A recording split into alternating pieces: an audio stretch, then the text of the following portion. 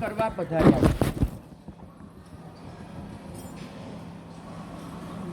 ઉપાશ્રયમાં અંધારું છે, પ્રતિક્રમણ ચાલુ થયું, સામાયિક લેવાય છે અને પોતે પહોંચ્યા છે। નગર શેઠ છે, ખૂબ સંપત્તિ છે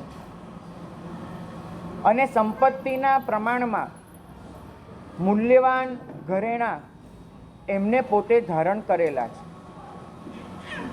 અને એ ઘરેણામાં એક તમે તોલામાં જેને માપી શકો 20-25 તોલા થાય એવો અછોડો એમને પહેરેલો છે। આ અછોડો એમને પોતે કાઢી અને બાજુમાં મૂક્યો। પ્રતિક્રમણ કરતા એ અછોડો વચ્ચે ન આવે, ખમાસમણા વગેરે ક્રિયા એકદમ સરસ રીતે કરી શકાય એના માટે અછોડો કાઢી અને એમને બાજુમાં મૂક્યો છે। પ્રતિક્રમણમાં સંપૂર્ણપણે પોતે પરોવાઈ ગયા છે। આગળ પાછળ શું થાય છે, કોણ આવ્યું, કોણ ગયું, કોણે શું કર્યું, કશી જ ખબર નથી। પ્રતિક્રમણ ચાલ્યું, સમાપ્ત થયું। પર્યુષણ જેવો દિવસ હશે, ખૂબ ભીડ છે। પ્રતિક્રમણ સમાપ્ત થયા પછી વસ્ત્ર બદલ્યા, વાળી અને થેલીમાં મૂક્યા અને પેલો અછોડો જે ગળામાંથી કાઢ્યો હતો એ લેવા માટે બાજુમાં હાથ કર્યો અને હાથ ખાલી જમીન સાથે અથડાયો। અછોડો બાજુમાં દેખાતો નથી, ખાલી જમીન સાથે હાથ અથડાયો। જિંદા શેખ એક સેકન્ડ માટે ચમકી ગયા કે અહીંયા અછોડો તો ગયો ક્યાં? ઉપાશ્રય છે, અંધારું છે, કદાચ એવું બને કે દેખાતો ન હોય, આજુબાજુ કોઈના પગમાં આવ્યો હોય, ઠેસ લાગી હોય ને જતો રહ્યો હોય। શ્રાવક જે કરી શકે એવી રીતે પ્રકાશનો ઉપયોગ કરી અને આગળ પાછળ જોયું, પણ ક્યાંય એ અછોડો દેખાતો નથી।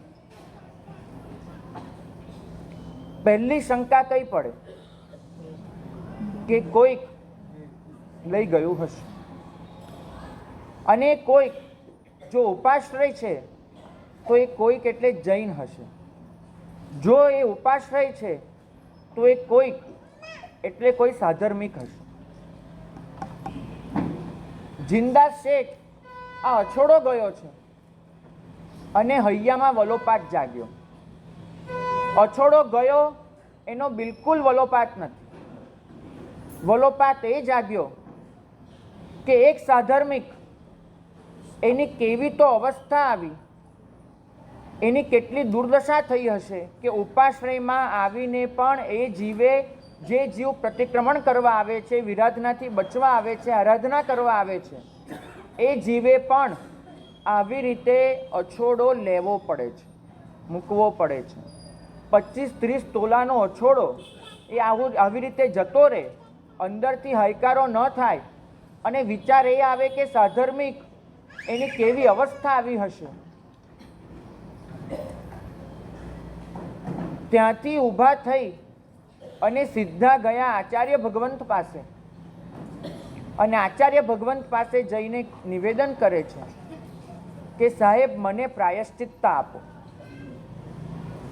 આ જીવ પ્રાયશ્ચિત્તનો ભાગી છે, એને પ્રાયશ્ચિત્ત આપો। ખૂબ પશ્ચાતાપ સાથે આવ્યો છે। આચાર્ય ભગવાન જિંદા શેઠને ઓળખે, 12 વ્રતધારી શ્રાવક છે, સંઘનો મોભી ગણી શકાય, સંઘનું નાક ગણી શકાય એવા સંઘ શ્રેષ્ઠી છે, અને એ જિંદા શેઠ એ પ્રાયશ્ચિત્ત માંગવા આવે અને એ પણ સંઘ સકળ સંઘ સમક્ષ। આચાર્ય ભગવંતે કીધું કે શેઠ તમે રૂમમાં આવો, તમારો જે પણ દોષ હોય તેમાં મને કહો, તમે જે રીતે ધર્મ કરો છો એ જોતાં બહુ પ્રાયશ્ચિત્ત કરવું પડે એવું અમને લાગતું નથી, છતાંય થાય, મનુષ્ય છે, તમે રૂમમાં આવો। શેઠ કહે છે કે સાહેબ આ પ્રાયશ્ચિત્ત મારે સકલ સંઘ સમક્ષ કરવું પડે એવી મારી સ્થિતિ છે। આચાર્ય ભગવંતની ખૂબ આનાકાની છતાં એમને સંઘ સમક્ષ પ્રાયશ્ચિત્ત માંગ્યું કે સાહેબ, ચોરીમાં સહકાર આપવાનું, ચોરીમાં નિમિત્ત બનવાનું પ્રાયશ્ચિત્ત મને આપો. એક સાધર્મિક, એને ચોરી કરવાનું મન થયું. મારે કુદરતની મહેરબાની, દેવગુરુની કૃપા, આપ બધાના આશીર્વાદ, આટલી દોલત મળી છે. થઈ શકે એટલું મારે ધ્યાન રાખવું જ જોઈએ ને છતાંય કોઈ સાધર્મિક આ અવસ્થામાં પહોંચ્યો અને એને એવો વિશ્વાસ ન જાગ્યો કે જિંદાસ પાસે જઈ શકાય છે. સંઘનો વિશ્વાસ મેં ગુમાયો, સાધર્મિકોનો વિશ્વાસ ગુમાયો. એ જીવે ચોરી કરી, ચોરીમાં હું નિમિત્ત છું. કેમ કે મારો વ્યવહાર ચોખ્ખો નહીં જ રહ્યો હોય તો જ એ જીવને મારી પાસે આવતા સંકોચ થયો હશે, બીક લાગી હશે, શરમ આવી હશે અને એને ચોરી કરી હશે. તો સાહેબ, એને ચોરી કરી, એને કોઈ પાપ નથી. પાપ મને છે કે સંઘ શ્રેષ્ઠી થઈને મેં સાધર્મિકોનું ધ્યાન ન રાખ્યું. પાપ મારું છે અને મને પ્રાયશ્ચિત્ત આપો કે સાધર્મિકને ચોરી કરવામાં નિમિત્ત બન્યો. હદ તો ત્યારે થઈ, ગુરુ ભગવંતે એમને જે પણ પ્રાયશ્ચિત્ત આપ્યું હોય, પરંતુ શેઠ એ હાર લઈને ઘરે ગયા છે. હાર તો લઈ લીધો છે, પણ પાછો કેમ મૂકવો એ એમને સમજણ નથી પડતી. હૈયે એમના હૈયે પણ વલોપાત છે.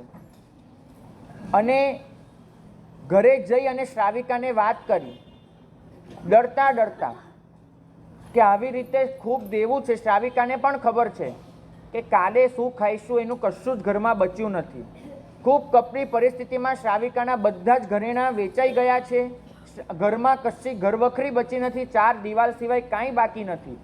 અને શ્રાવિકાના હાથમાં ડરતા ડરતા હાર મૂકે છે કે આજે આ ચોરી કરીને આવ્યો છું.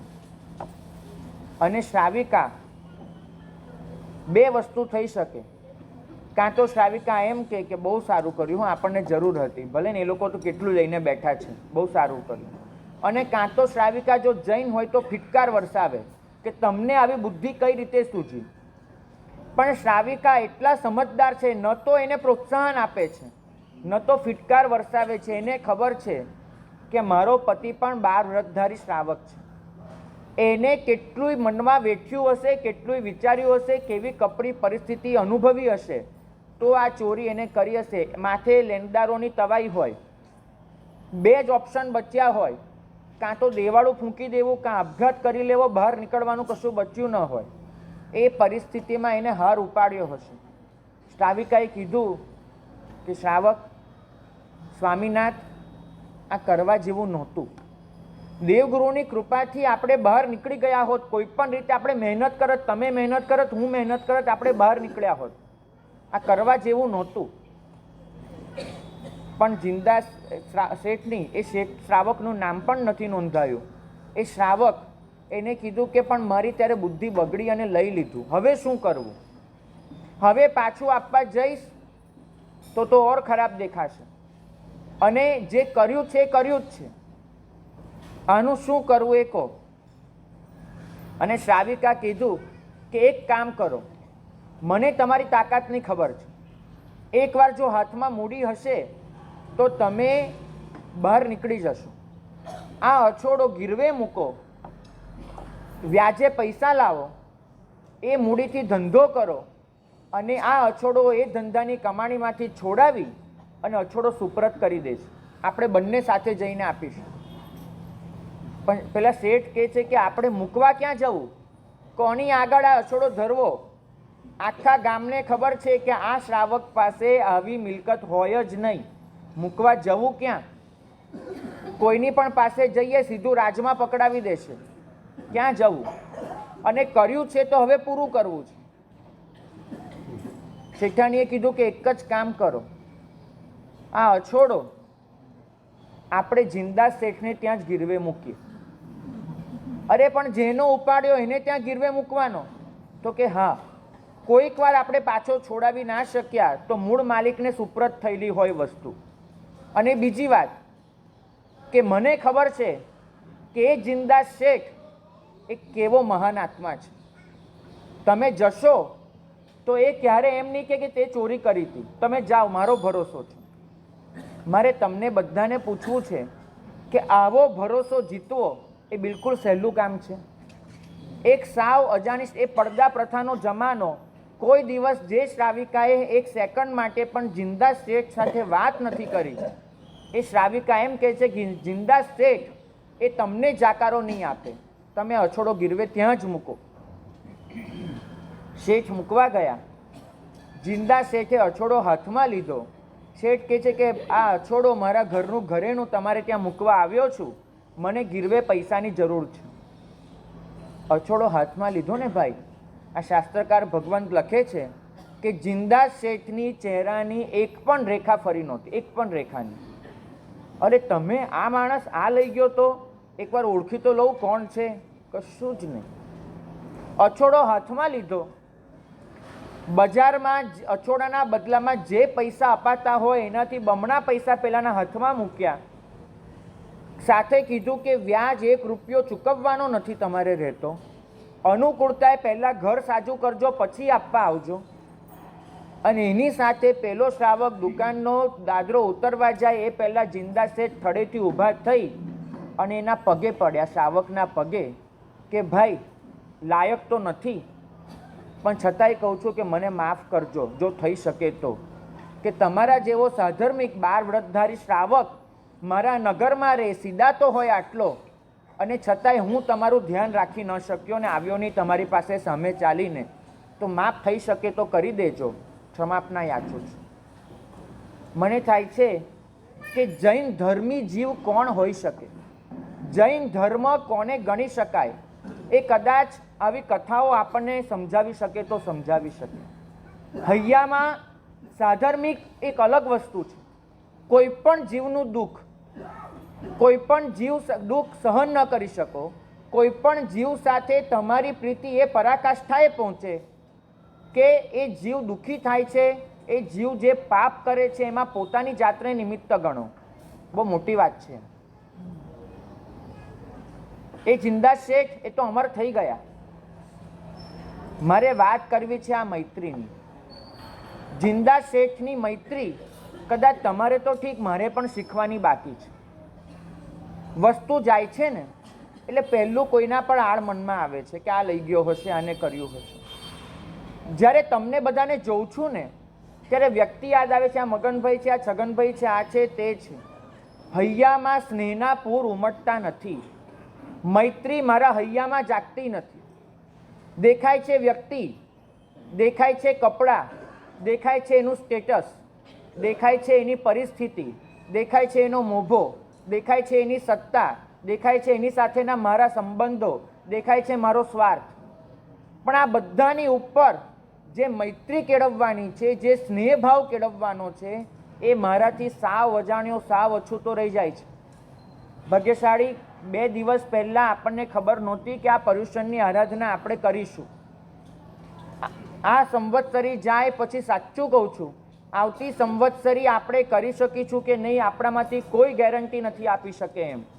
અને આટલી સંવત્સરી વીતી, આપણા સંવત્સરી પછી સર્વૈયું કાઢજો, શું શીખ્યા પર્યુષણમાં, શું કર્યું આ પર્યુષણમાં. લખાશે કદાચ 17 પ્રતિક્રમણ, લખાશે કદાચ પૂજા, લખાશે થોડાક ઔષધ, લખાશે કદાચ થોડાક પૈસા તમે દાન ધર્મમાં ખર્ચ્યા હશે, થોડુંક તપ કર્યું હશે, આ છે તે છે.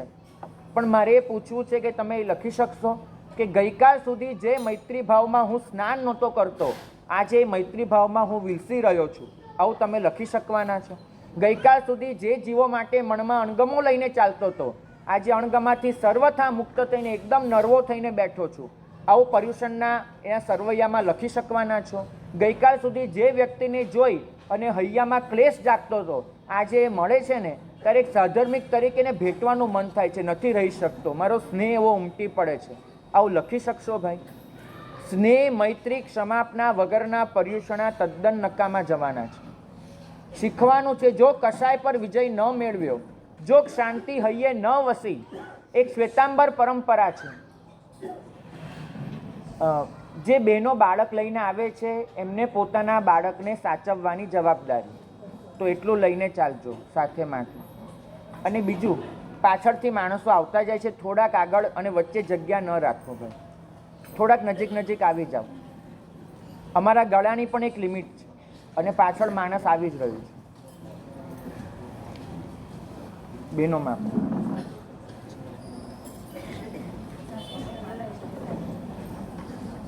ખુરશીવાળા નહીં ખસતા, તમે રહેજો ના પહેલા, બસ એટલું રાખજો. ચૂપચાપ, બિલકુલ ચૂપચાપ ખસજો, શાંતિ.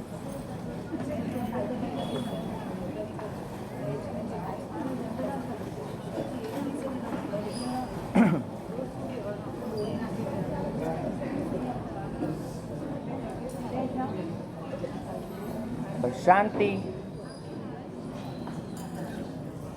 પર્યુષણના પહેલા દિવસે વાત કરી પર્યુષણના 5 કર્તવ્યની. ગઈકાલે વાત કરી વાર્ષિક 11 કર્તવ્યની. આજે વાત કરવાની છે એક કર્તવ્યની, માત્ર એક કર્તવ્ય, કે જે કર્તવ્ય સમગ્ર ભવચક્રનું કર્તવ્ય છે. આના વગર આપણી પ્રગતિ શક્ય નથી. પહેલા 5 કર્તવ્ય બજાવ્યા, બહુ સારું છે. 11 કર્તવ્ય કર્યા, અનુમોદના તમારી, વંદન હજો. પણ જો આ કર્તવ્ય નહીં બજાયું તો મોક્ષ માર્ગમાં એક ડગલું પણ આગળ વધવાનું નથી. અને આ કર્તવ્ય છે હૈયાનો મૈત્રી ભાવ.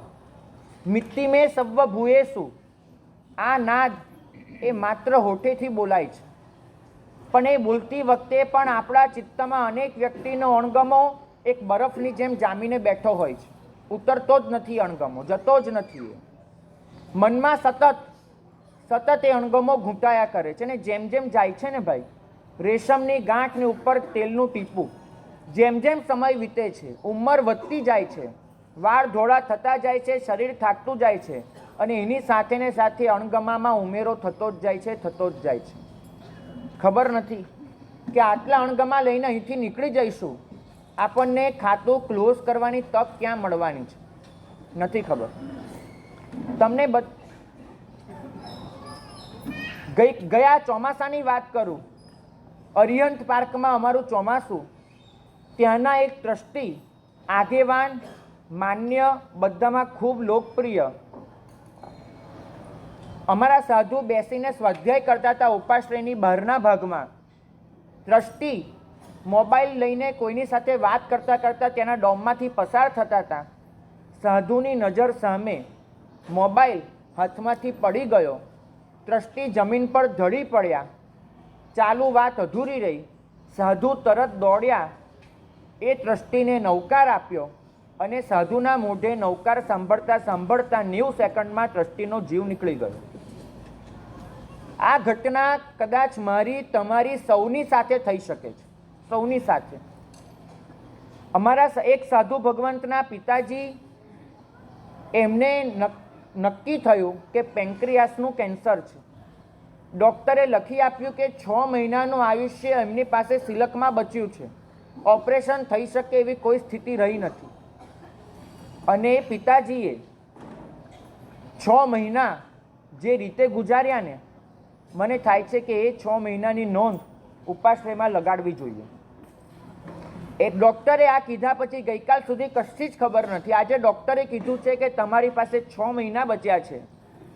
એમને યાદ કર્યું કે હું જ્યારથી સમજનો થયો, જ્યાં જ્યાં રહ્યો, નોકરી એવી હતી, ધંધો એવો હતો, આખા ગુજરાતના નહીં નહીં તો 40 ગામમાં એ રહ્યા હશે. દરેક ગામમાં કોણ આડોશી, કોણ પાડોશી, કોની જોડે કયો સંબંધ, નોકરીમાં કોણ સાથે, ધંધામાં કોણ પાર્ટનર, કોની જોડે કેટલો ધંધો કર્યો, કેટલો માલ લીધો, વેચ્યો, અને દરેકનું નામ યાદ કરી અને એમને એક લિસ્ટ બનાવ્યું. કોઈની પણ સાથે એક નાનકડો પણ ઝઘડો થયો, ક્લેશ થયો હોય કે મોટા અબોલા થયા હોય, કુલ મળીને 42 જણનું લિસ્ટ બન્યું કે આ જીવને અત્યારે 42 જણ યાદ આવે છે કે જેની સાથે આ જીવને નાનો મોટો ઝઘડો થયો છે, અણગમો થયો છે. અને 42 જણમાંથી જે હાજર નહોતા તેના માટે પ્રભુ પાસે જઈને માફી માંગી કે જીવ જ્યાં પણ હોય મારે મારો ક્લેશ સમાપ્ત કરવો છે. જેની સાથે પહોંચી શકાયું 6 મહિનામાં ત્યાં રૂબરૂ જઈને માફી માંગી છે. કોઈ ક્યાં ગયું સરનામા મેળવીને એના ઘરે જઈને રૂબરૂ માફી માંગી. શરીર થાક્યું તો ટેલિફોનથી માંગી, અને કોઈક ન આવી, કોઈની જોડે ટેલિફોન ન થયો, કાંઈ ન થયું તો રૂબરૂ બોલાવ્યા, અને રૂબરૂ બોલાવીને માફી માંગી. પણ 42 જણ જોડે સંપૂર્ણ ક્લેશની સમાપ્તિ થઈ. જેની જોડે જે માંગ્યું, જે લેવડ દેવડ કરવાની થઈ, બધું પતાવ્યું, પગે પડ્યા, બધું કરી અને છેલ્લે એટલું બોલ્યા કે હવે મારો આત્મા શાંતિથી જશે. મારે એ કહેવું છે, કદાચ મને કે તમને આવી 6 મહિનાની તક ન મળી તો શું કરશે? 1.5 મિનિટ એમાં હું કોની જોડેના ક્લેશ યાદ કરીશ, કોની માફી માંગીશ ને રૈયામાં બધી જ ગાંઠ લઈ અને અહીંથી જો નીકળી ગયો તો પછી તમને ગેરંટી આપો છો તમને આવી રીતે 6 મહિના મળશે? ગેરંટી છે નથી. મને કોઈ કહે કે કેન્સર અને હાર્ટ એટેક બેમાંથી એક મૃત્યુ પસંદ કરવાનું છે તો હું 100% કેન્સર પસંદ કરું, કેમ કે મારી પાસે એક તક છે બધું ક્લોઝ કરવાની. પણ ધારો કે મને કોઈ ઓપ્શન નથી મળ્યું તો હું શું કરીશ? પર્યુષણનો મતલબ છે કર્મના મર્મ ભેદકૃત.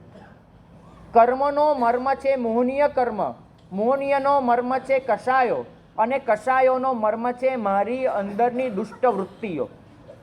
કર્મો આપણને બહુ દેખાય છે. કોઈને પણ પૂછો કે કર્મ નિર્જરા કરવા આરાધના કરવી છે, કર્મો તો ઉપરની એક ટોચ છે.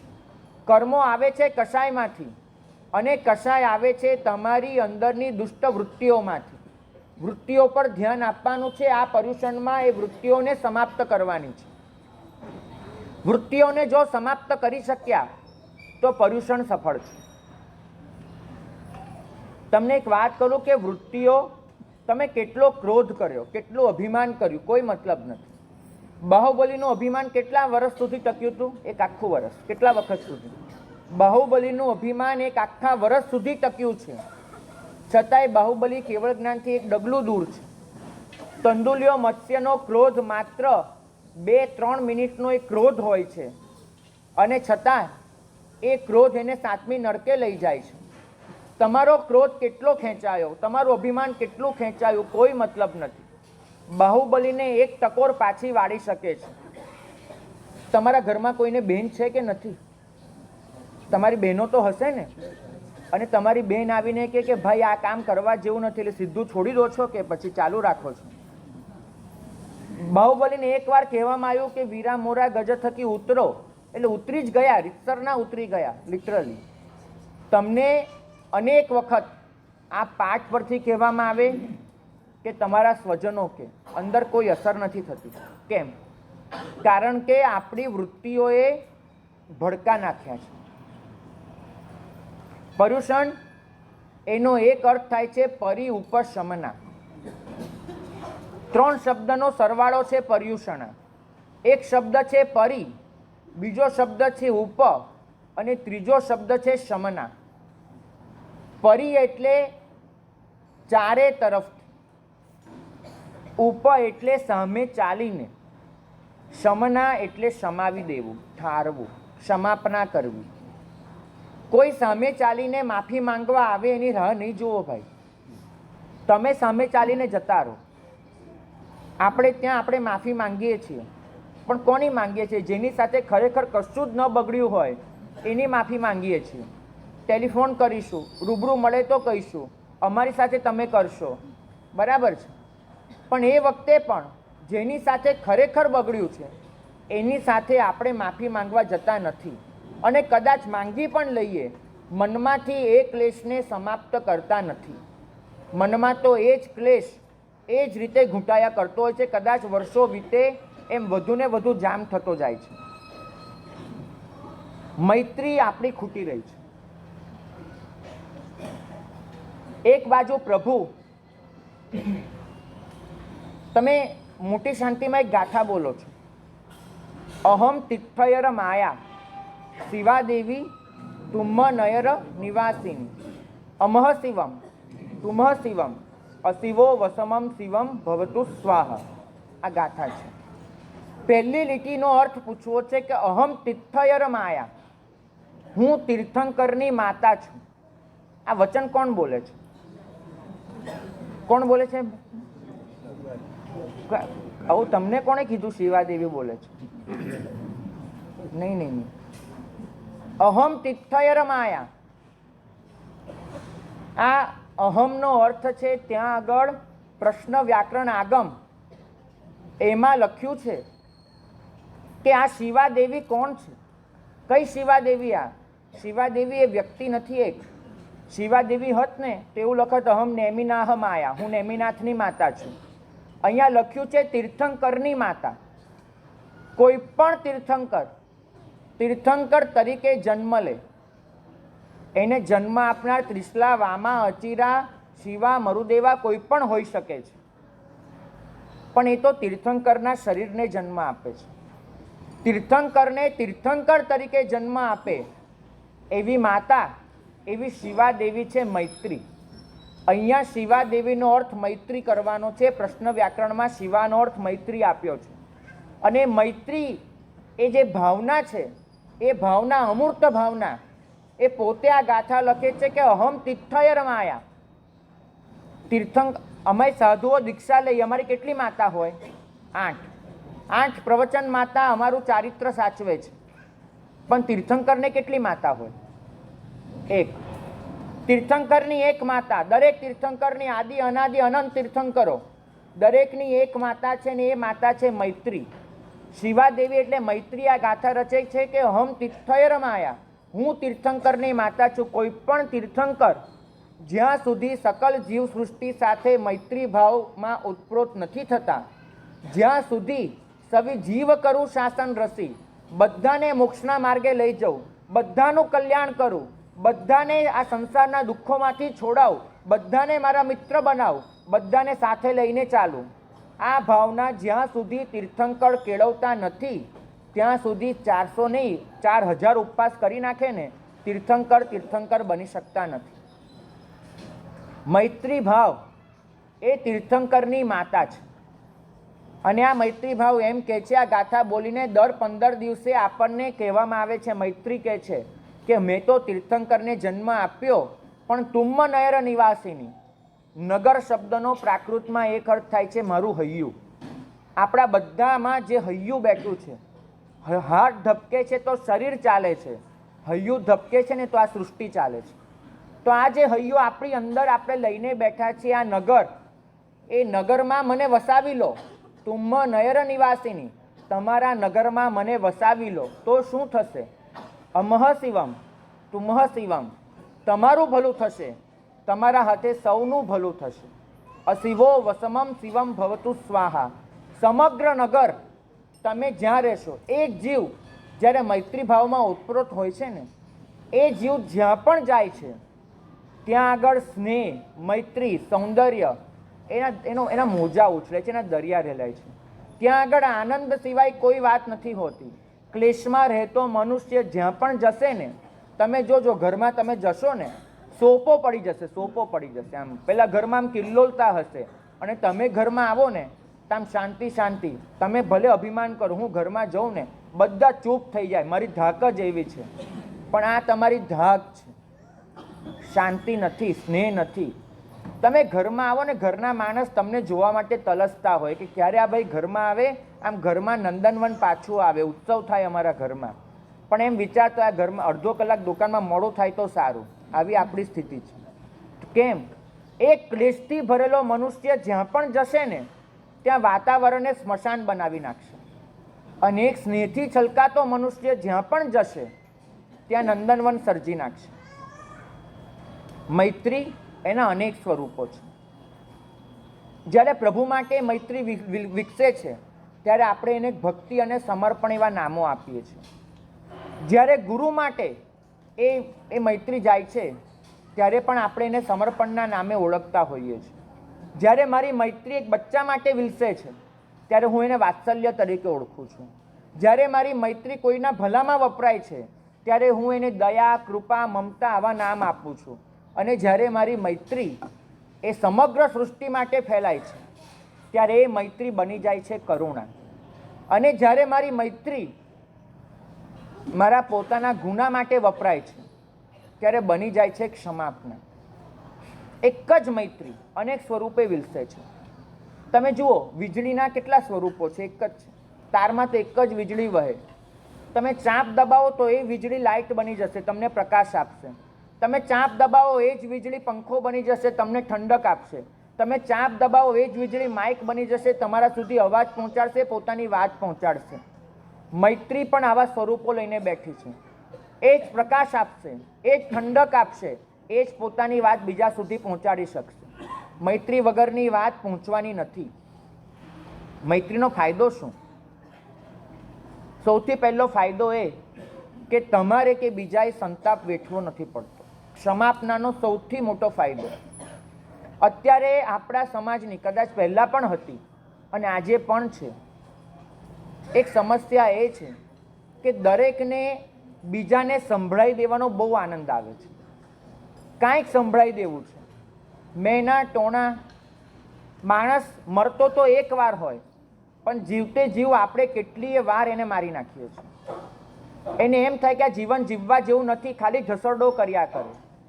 અને સંભળાવનારને એટલો આનંદ આવે, બસ સંભળાવી દીધું. કદાચ આવું સુખ એને ઘરેણામાં, સારા કપડાં પહેરવામાં, સારું ખાવામાં કદાચ આટલો આનંદ તો નહીં આવતો હોય જેટલો પેલો હસકારો થાય ને, આમ સંભળાવી દીધું, કહી દીધું એને મેં.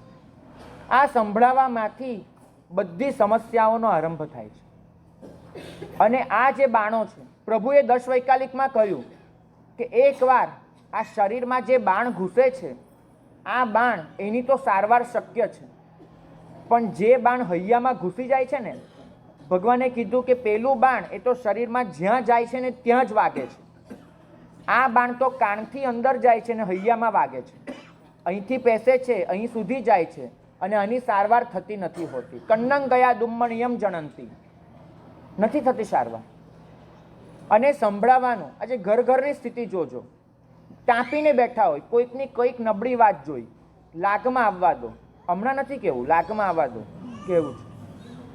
કંઈક આવ્યા, કંઈક કર્યું, કોઈ દિવસ ખબર નહીં, અનુમોદનાનો ભાવ નથી જાગતો, કોઈનું કશું સારું નથી દેખાતું. દરેક વાતમાં ખોડખાંપણ નીકળી જાય છે અને પછી સંભળાવવાનું ચાલુ થાય છે. પછી તમે ગમે તેટલું સારું કરો, એનો કોઈ મતલબ નથી રહેવાનો. માણસ થાક્યો છે તમારાથી. ઘરના ઘર સ્મશાન બન્યા છે આમાં, આ સંભળાવી દેવાની વૃત્તિમાંથી. મહાશતક ભગવાનના 10 શ્રાવકમાં એનું નામ આવે, બરાબર છે? નામ સાંભળ્યું હશે, મહાશતક શ્રાવક. ખૂબ ધનવાન, ખૂબ ધર્મિષ્ઠ, ખૂબ પ્રતિષ્ઠિત એવો શ્રાવક. 45 વર્ષની ઉંમર થઈ છે, 11 પત્ની છે અને 18 વર્ષની કુંવારી કન્યા રેવતી એ મહાશતકને જુએ છે અને એના પર મોહિત થઈ જાય છે, મુગ્ધ બની જાય છે. એને થાય છે કે જે માણસે 45 વર્ષની ઉંમર સુધી પોતાનું આવું રૂપ, આવો ઠસ્સો, આવો ગૌરવ, આવું બળ જાળવી રાખ્યું, પરણવું તો આને પરણવું. મહાશતકે કીધું, રેવતીના પિતાજી મહાશતક પાસે માંગુ લઈને ગયા. મહાશતકે કીધું કે 11 લગ્ન કરેલા છે, 11 પત્નીઓ ઘરમાં છે, તમારી દીકરી આવીને કરશે શું અહીંયા? રવા દો, એને સમજાવો. અને રેવતીએ સામેથી કેવડાવ્યું કે 11 હોય કે 1100 હોય, મને એની ચિંતા નથી. પતિને કેમ કાબુમાં લેવો મને ખબર છે. ધરાર લગ્ન કર્યા મહાશતક સાથે, 12મી પત્ની થઈ. લગ્ન કર્યાના 1 વર્ષની અંદર 11 પત્નીઓને દેવલોક પહોંચાડી. અને રેવતી અને મહાશતક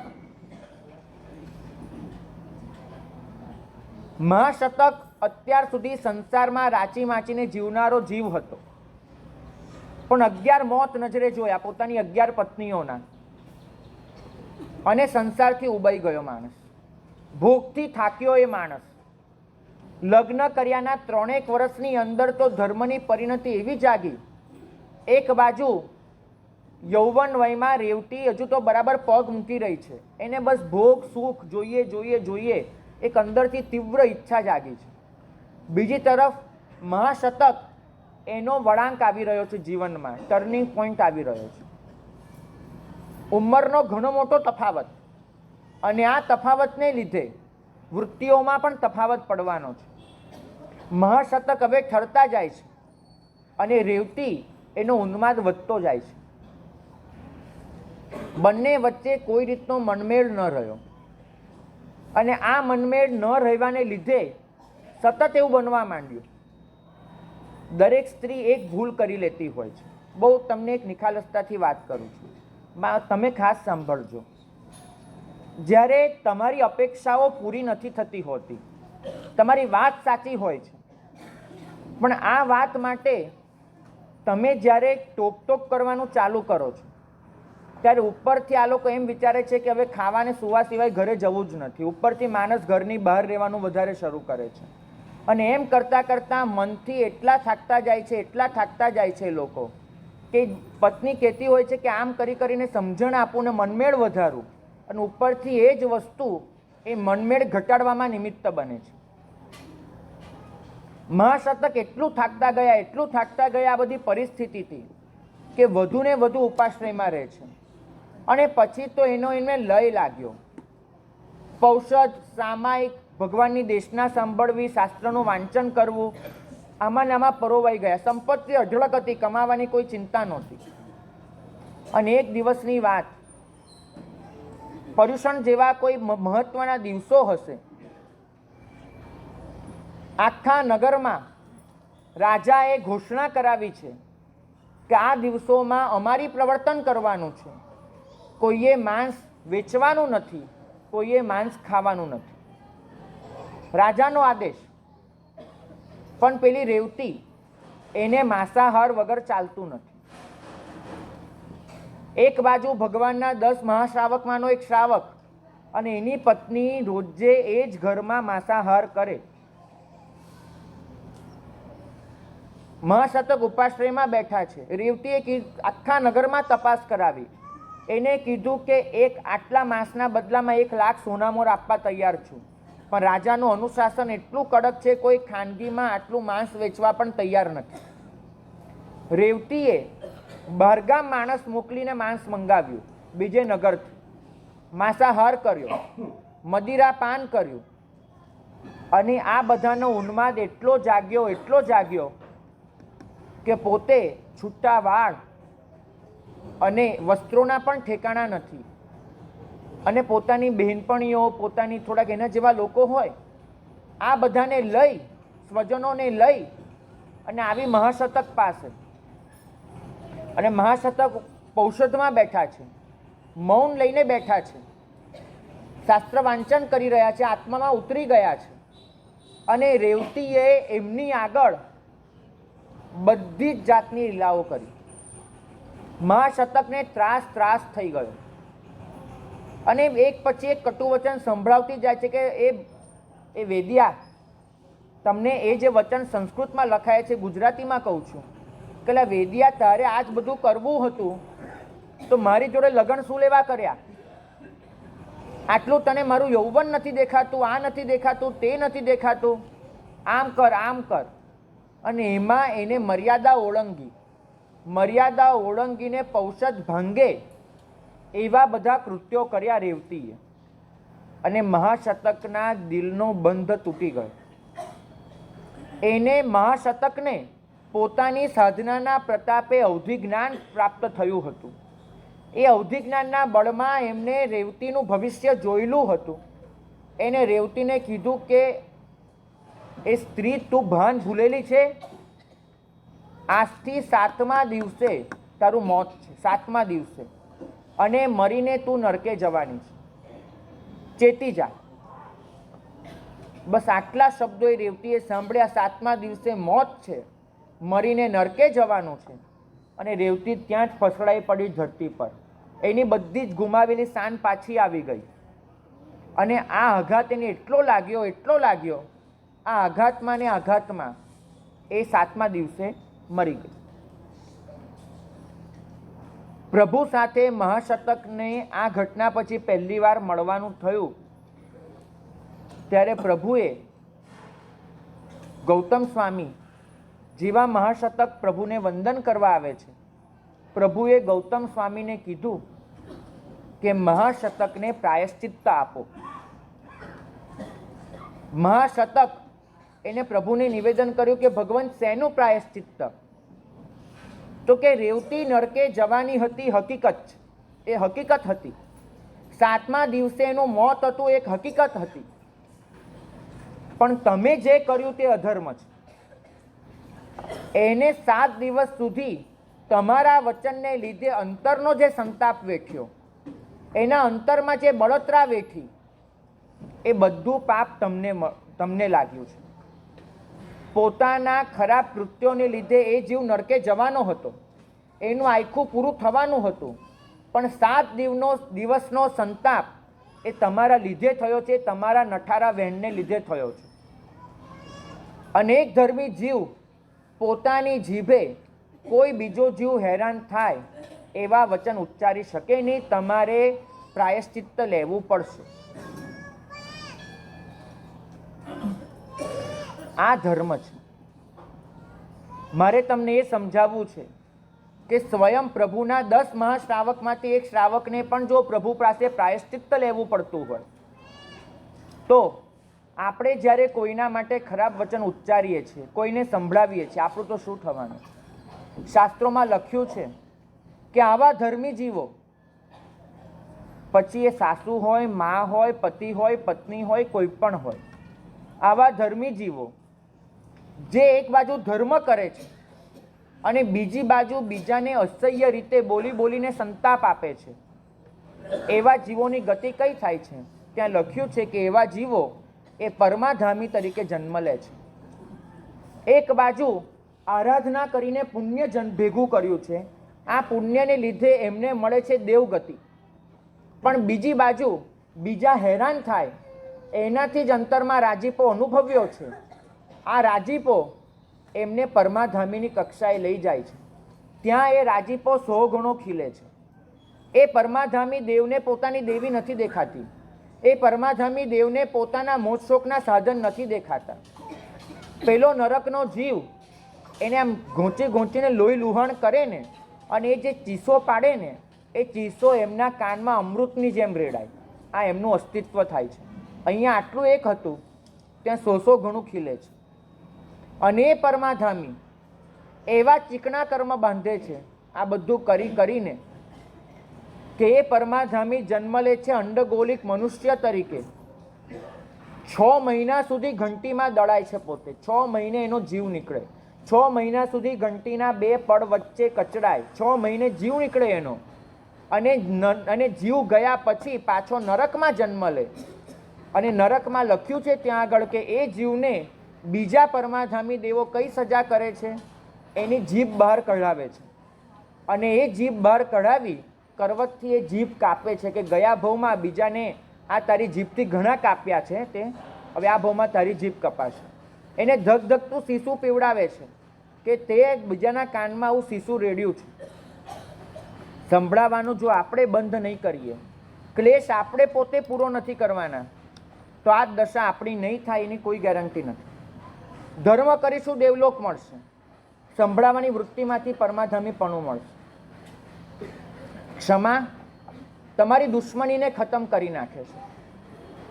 ક્ષમા કોઈ જીવ એને તમારો પોતીકો બનાવી આપે છે. તમે બોલીને તમારી દલીલોથી કોઈને ચૂપ કરી શકો છો, કોઈને પોતાનો નથી કરી શકતા. ક્ષમા તમારી શાંતિ કોઈને પોતાના બનાવી આપે છે. કોઈ માણસ ચૂપ થાય ને, એનો મતલબ એવો ક્યારેય નહીં સમજતા કે એ તમારો થઈ ગયો છે, ક્યારેય નહીં. ક્ષમા એ શક્તિનો સંચય છે. વાસ્તવમાં ક્ષમા એક તાકાત આપે છે. જ્યારે તમે, આ તો વિજ્ઞાનની વાત છે, જ્યારે તમે ક્રોધ કરો છો ત્યારે તમારી શક્તિ વેડફાતી હોય છે. જ્યારે તમે મૈત્રી અને ક્ષમા રાખો છો તમારી શક્તિનો સંચય થતો હોય છે. એકાંત આપણને ગમવું જોઈએ. ક્ષમા એકાંત લાવી આપે છે. આજે માણસ ક્યારેય એકલો નથી હોતો. એકલો બેઠો હશે તો પણ ભૂતકાળ એના મગજમાં ઘુમરાતો હશે, અને ભૂતકાળમાં પણ નબળી વાતો.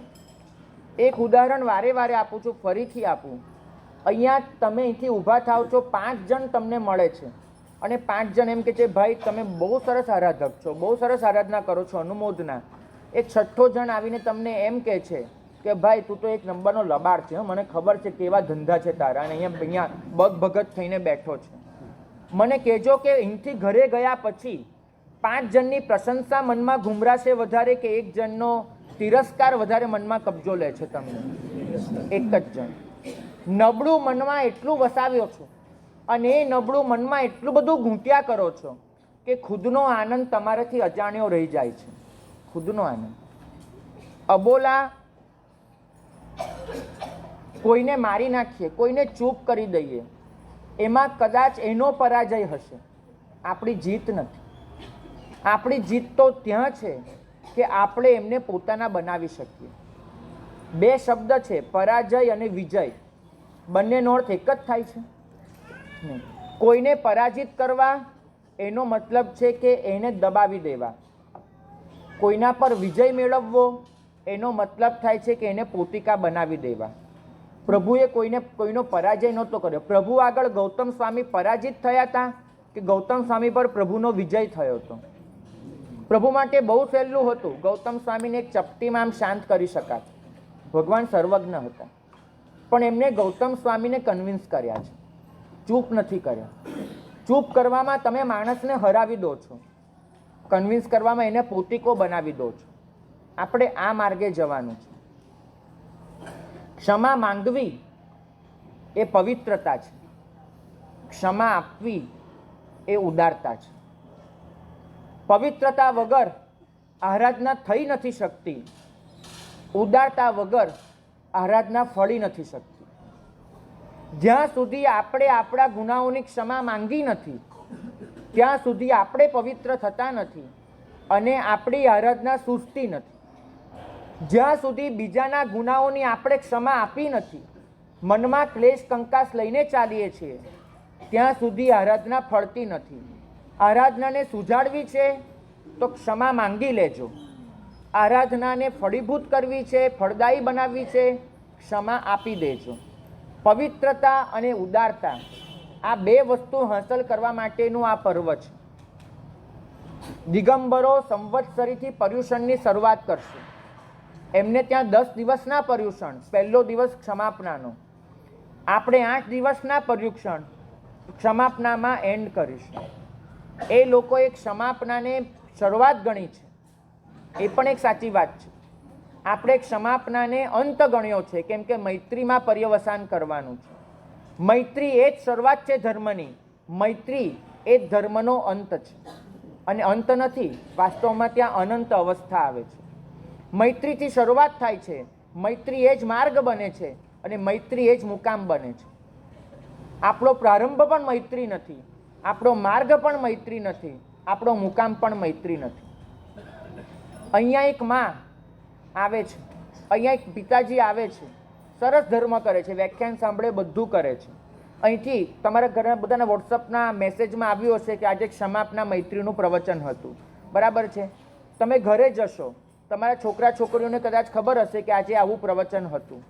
ઘરે જઈ અને કદાચ એવું બનશે કે તમારું ધારેલું કશુંક નહીં થયું હોય, નહીં તમે કંઈક સૂચના આપી હશે, નહીં થયું હોય, અને ઘરે જઈ અને સીધું કરશો, આ અમે 2-2 કલાક 3-3 કલાક વ્યાખ્યાન સાંભળીને આવીએ, થાકીને આવીએ, બધું કરીએ, અને આટલું કામ તમારાથી નથી થતું. એક તો કશો ધર્મ કરવા તો આવતા નથી, અને ઘરે ને ઘરે રહેવું છે, છતાંય 5 મિનિટનું કામ નથી થતું.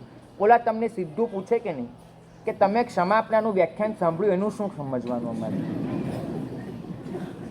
સાચું કહું છું. ફરી એક ઉદાહરણ તમને કહીશ. આ ઉદાહરણ મારા ગુરુ ભગવંત કાયમ આપે છે. ઉદાહરણ તમને કહીશ, કદાચ હસી પડાય એવું ઉદાહરણ છે, તમે ખોટા અર્થમાં ન લેતા. એક વખત અહીંથી જ આપેલું, આજે ઘણો વિશાળ સમુદાય છે એટલે ફરીથી આપું છું કે એક સ્ત્રી જ્યારે બ્યુટી પાર્લરમાં જાય છે, તમે જોજો બ્યુટી પાર્લરની બહાર તમે કદાચ ઊભા હો, આવું ન રહેવાય, એક શિષ્ટ પુરુષ એવું ન કરે, પણ છતાં કદાચ એ સ્ત્રી અંદર જાય અને કલાક પછી બહાર નીકળે, એ સ્ત્રી એવી ને એવી દેખાતી હોય, તે બ્યુટી પાર્લરની કિંમત વધે કે ઘટે? તમે મને શું કહો છો? ઘટે ને.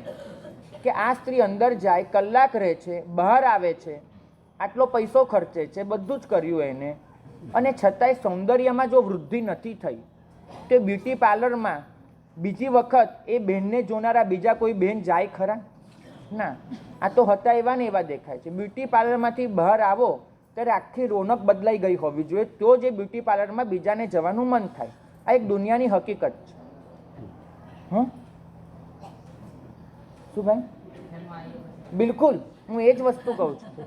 અમે આ એક બ્યુટી પાર્લર જ ખોલ્યું છે, ખાલી બોર્ડ એવું નથી લગાડ્યું. અમે એમ જ કહીએ છીએ આ આત્માનું બ્યુટી પાર્લર છે. તમે અહીંયા આવો છો, કલાક 2 કલાક અહીંયા બેસો છો, અહીંયા હમણાં ટીપ થશે, પૈસા પણ વાપરો છો, અહીંયા તમારો સમય આપો છો, આટલું બધું અહીંથી બહાર નીકળો છો, એવા ને એવા હો છો. અમારા બ્યુટી પાર્લર પર છે ને એમ ચોકડી મુકાઈ જાય છે. તમારા છોકરા છોકરી અમને એમ કહે છે કે સાહેબ અમારા બાપા બિલકુલ સુધર્યા નથી, અમારે હવે ઉપાશ્રય આવવું જ નથી, આ બ્યુટી પાર્લર ખોટું. અમારી ઇજ્જત તમારા ઘરના વર્તન પર આધારિત છે. આ ક્ષમાપના, આ મૈત્રી 8 દિવસમાં તમે નહીં શીખો, આટલા પ્રતિક્રમણ કરો, આટલું બધું કરો, આટલો પૈસો વાપરો અને હૈયામાં મૈત્રી ભાવમાં સહેજ પણ વૃદ્ધિ ના થાય. બીજા બધા પર્વો લક્ષ્યાંક નક્કી કરવા માટે છે. આમ પર્વાધિ રાજ લક્ષ્યાંકને મેળવવા માટે છે. મૈત્રી સિવાય કોઈ ધર્મ સૂચતો નથી. મૈત્રી દરેક ધર્મનો પાયો છે. આપણે અહિંસાને પાયો ગણીએ છીએ, અહિંસા પાયો નથી, મૈત્રી એ પાયો છે.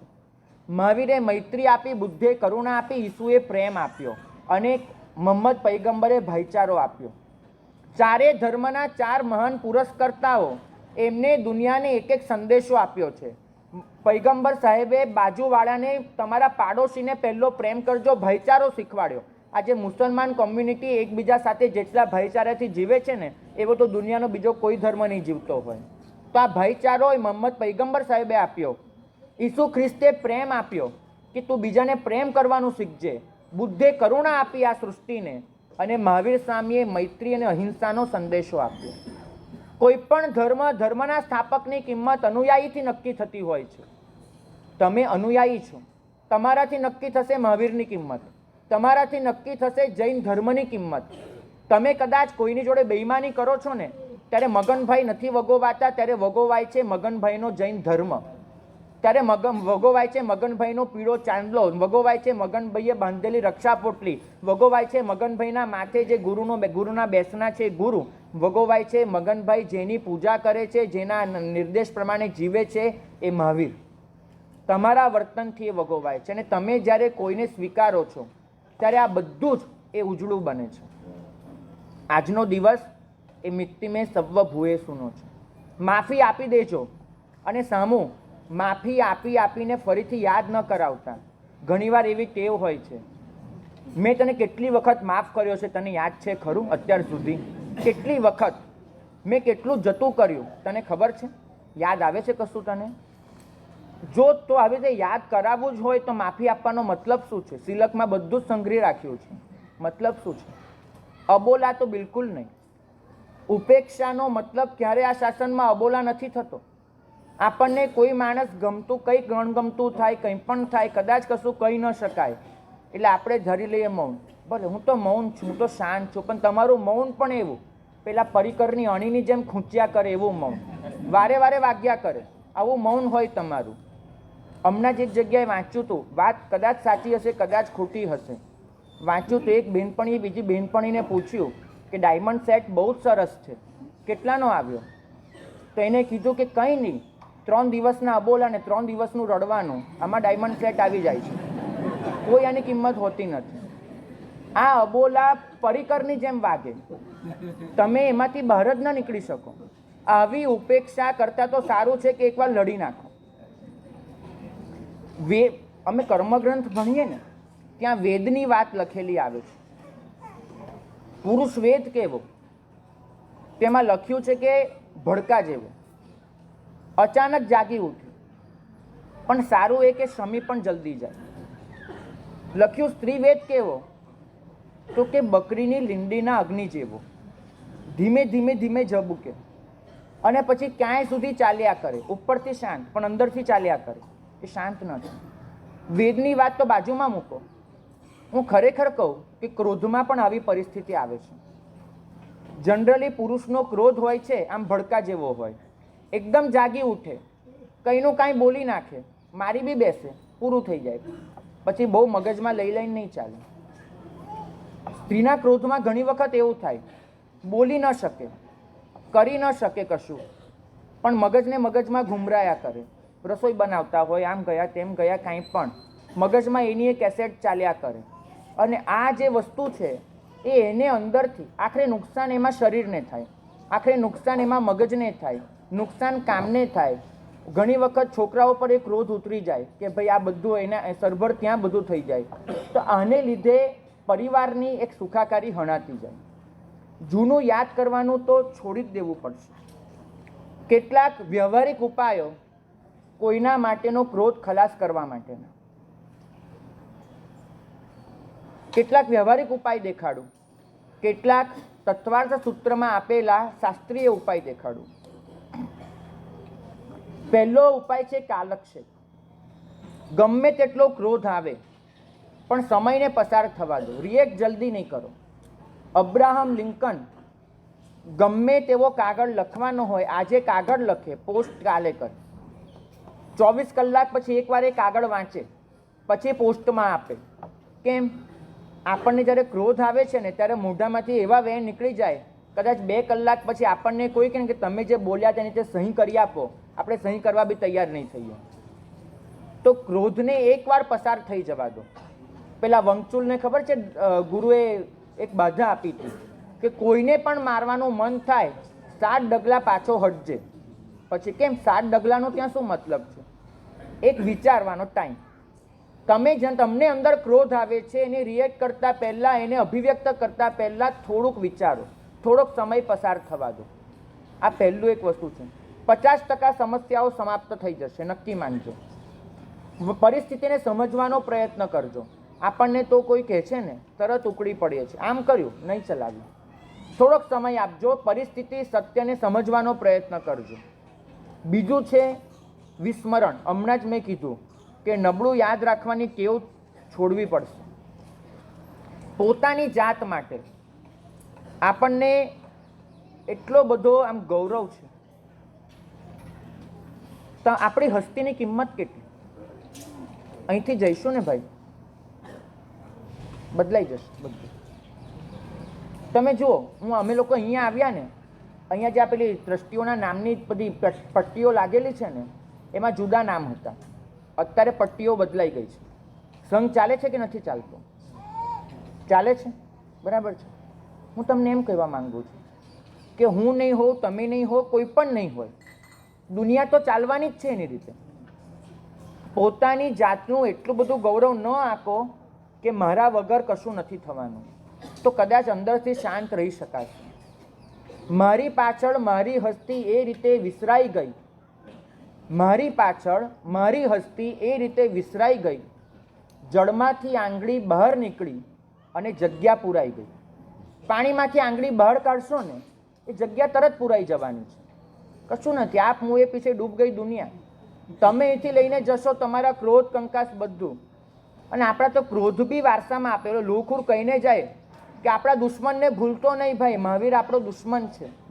દીકરાને કહેતો જાય કે ઓલા પરિવારે આટલું આપણું બગાડ્યું હતું ને, ભૂલતો નહીં હે ભાઈ તું. મરણ પથારીએ બી ક્રોધ વારસામાં આપીને જવાય છે.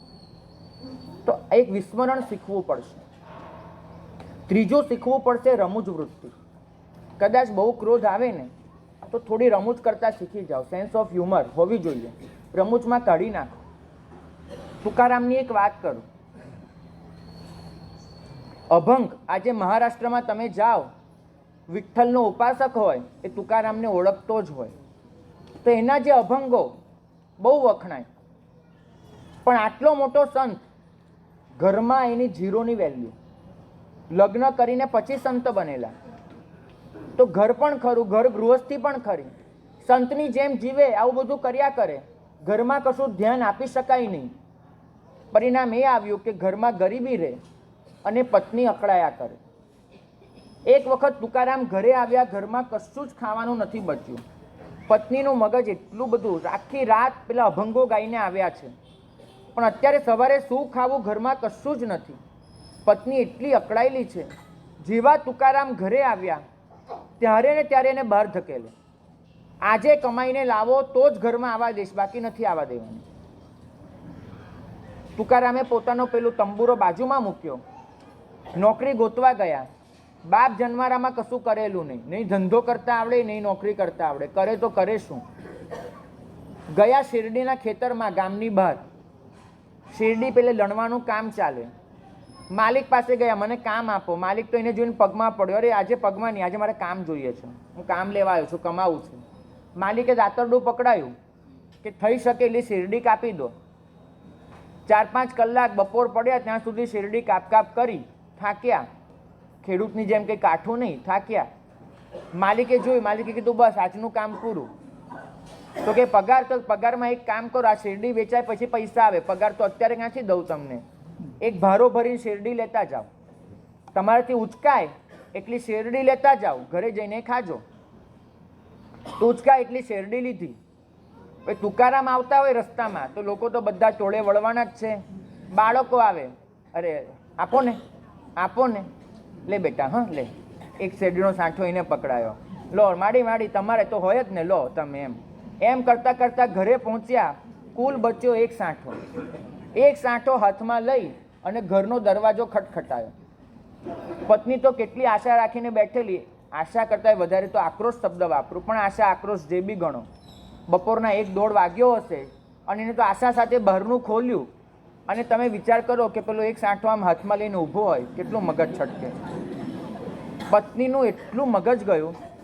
એ સાંઠો હાથમાં લઈને પેલો ઘરમાં આવે તુકારામ, એ પહેલાં તો એના બરડામાં એટલા જોરથી ઝીંક્યો એ સાંઠો લઈને.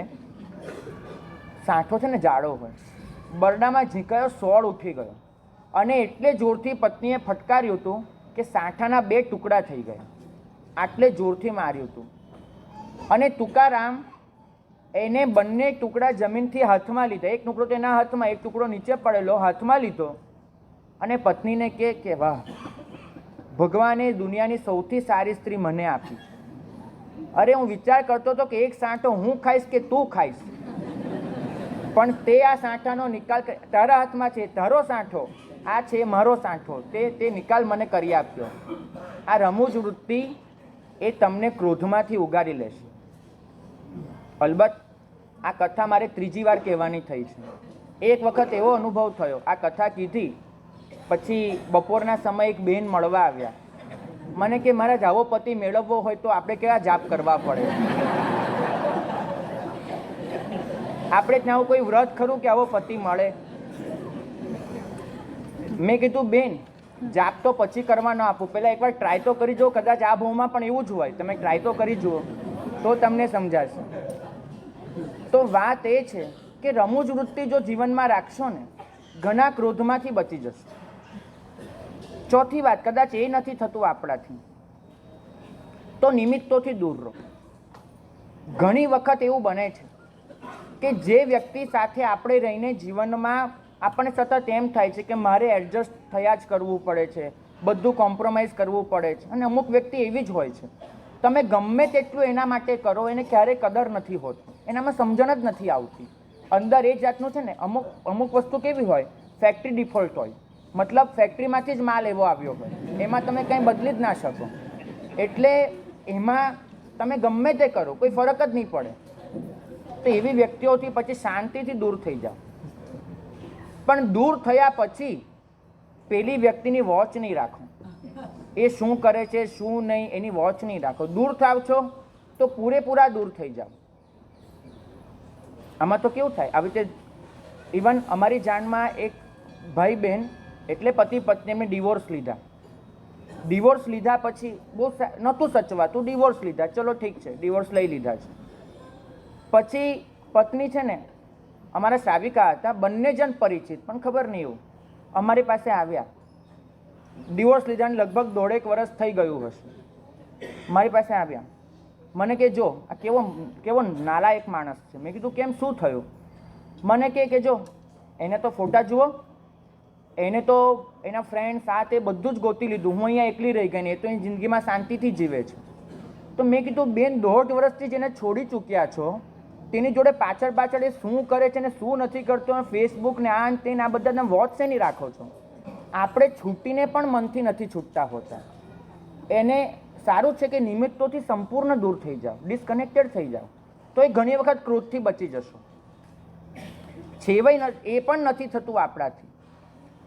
તો સૌથી મોટી વાત કરું, પ્રભુની આજ્ઞાને મસ્તકે ધારણ કરી લે. મારા પ્રભુએ કીધું છે કે ક્ષમા કરવી અને ક્ષમા માંગી લેવી એમાં જ કલ્યાણ છે, આ નક્કી માનજો.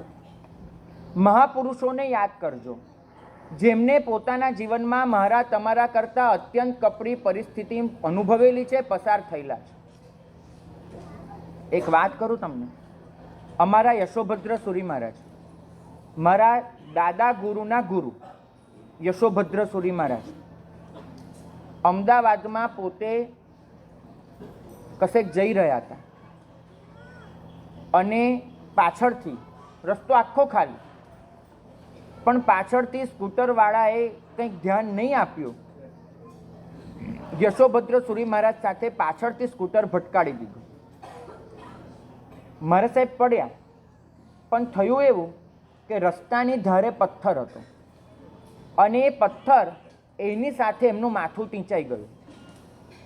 માથું ટીંચાયું એટલે અહીંયા છે ને એક મોટો ચીરો પડી ગયો, લોહી ખડખડ ખડ વહેતું જાય.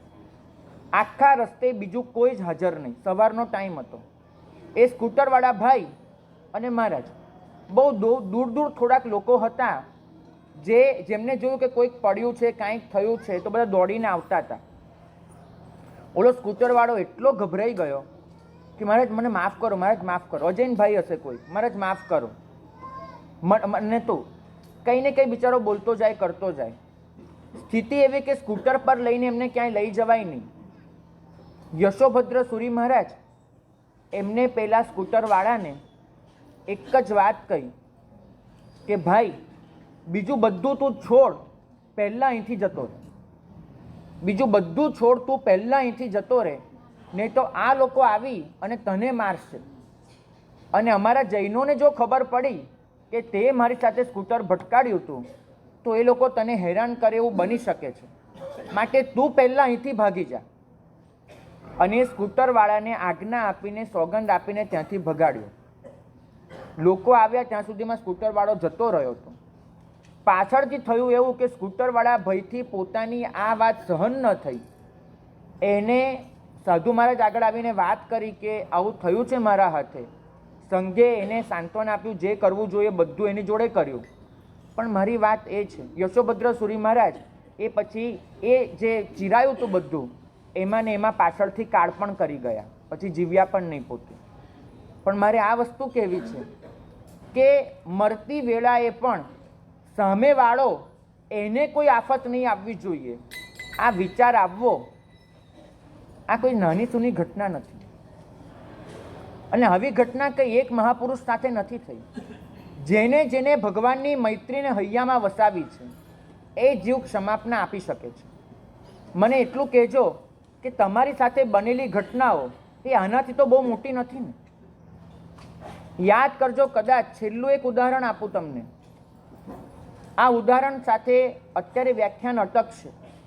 સંઘના થોડાક ચઢાવા છે, 15 મિનિટ સંઘ લેશે અને એ પછી આજે ક્ષમાપનાની વાત ઘૂંટવી છે, કરવી છે, એટલે એ થયા પછી બીજું અડધો કલાકનું 25 મિનિટનું વ્યાખ્યાન થશે. જેની જે રીતે સ્થિરતા હોય બેસજો, નહીં સ્થિરતા હોય તો ચૂપચાપ અહીંથી પ્રસ્થાન કરજો. 5 મિનિટની એક વાત કરું, પછી નિકુંજભાઈ તમે તૈયાર રહેજો. ખંધક ઋષિ, ખંધક ઋષિની કથા હું તમે બધા જ જાણીએ.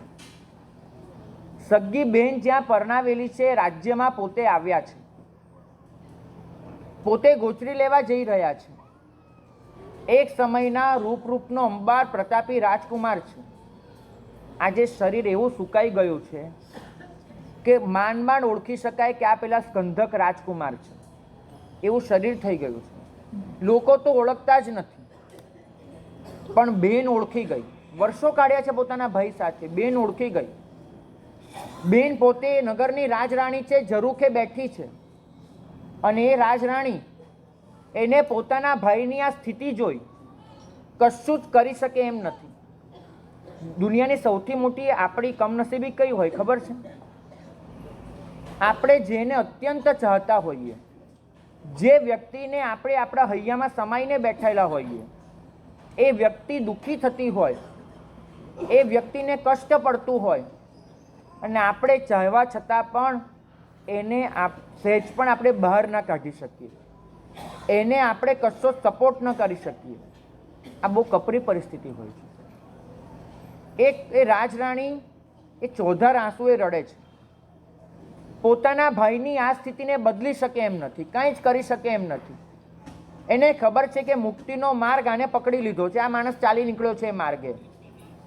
પણ એના માટે ખંડક ઋષિ માત્ર ઋષિ નથી, પોતાનો મા જાણ્યો ભાઈ છે, એનાથી નથી સહન થતું. કદાચ એને બીજા કોઈ સાધુને આ રીતે જોયા હોત ને તો નકરો બહુમાન ભાવ અનુભવ્યો હોત. અહીંયા બહુમાન ભાવ સાથે એક અંગત લાગણી જોડાઈ છે, રડે છે. રાજા બાજુમાં બેઠો છે. રાજાને પેલા આંસુ દેખાય છે. અને એ જમાનો હોય કે આજનો જમાનો, શંકા એટલું મોટું ઝેર છે. રાજાને મનમાં થયું કે મારી રાણીની આંખમાં આંસુ કેમ? આ સાધુને જોઈને મારી રાણીની આંખમાં આંસુ કેમ? એક જ કારણ હોઈ શકે છે કે મારી સાથે લગ્ન કરતા પહેલા આ રાણીને એની સાથે કોઈ સંબંધ હોવો જોઈએ, અને આ સંબંધ એને અત્યાર સુધી મનમાં સાચવી રાખ્યો છે, અત્યાર સુધી આ ભૂલી નથી.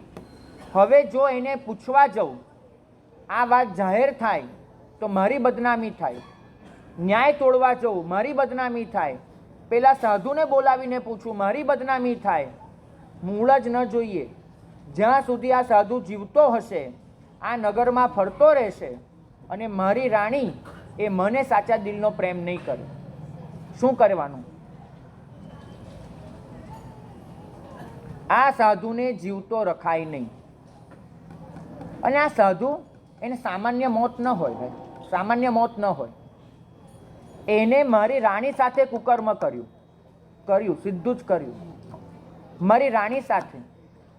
તમે વિચારજો, આપણા પરિવારો આ જ રીતે બરબાદ થઈ રહ્યા છે. મનમાં શંકા ઉઠે છે, પરસ્પર ખુલાસો નથી થતો, પરસ્પર પૂછવામાં નથી આવતું કેમ આવું, કેમ, કોઈ ખુલાસો નહીં. અને પછી જેને ખોટું જ જોવું છે ને, કમળો થયો હોય ને બધે પીળું ભાડે, એને તો પછી એવું જ દેખાયા કરશે, આવું. અને એ શંકા એ પુષ્ટ થયા જ કરે. એને એવા મિત્રોય મળી જશે, બધું જ થશે.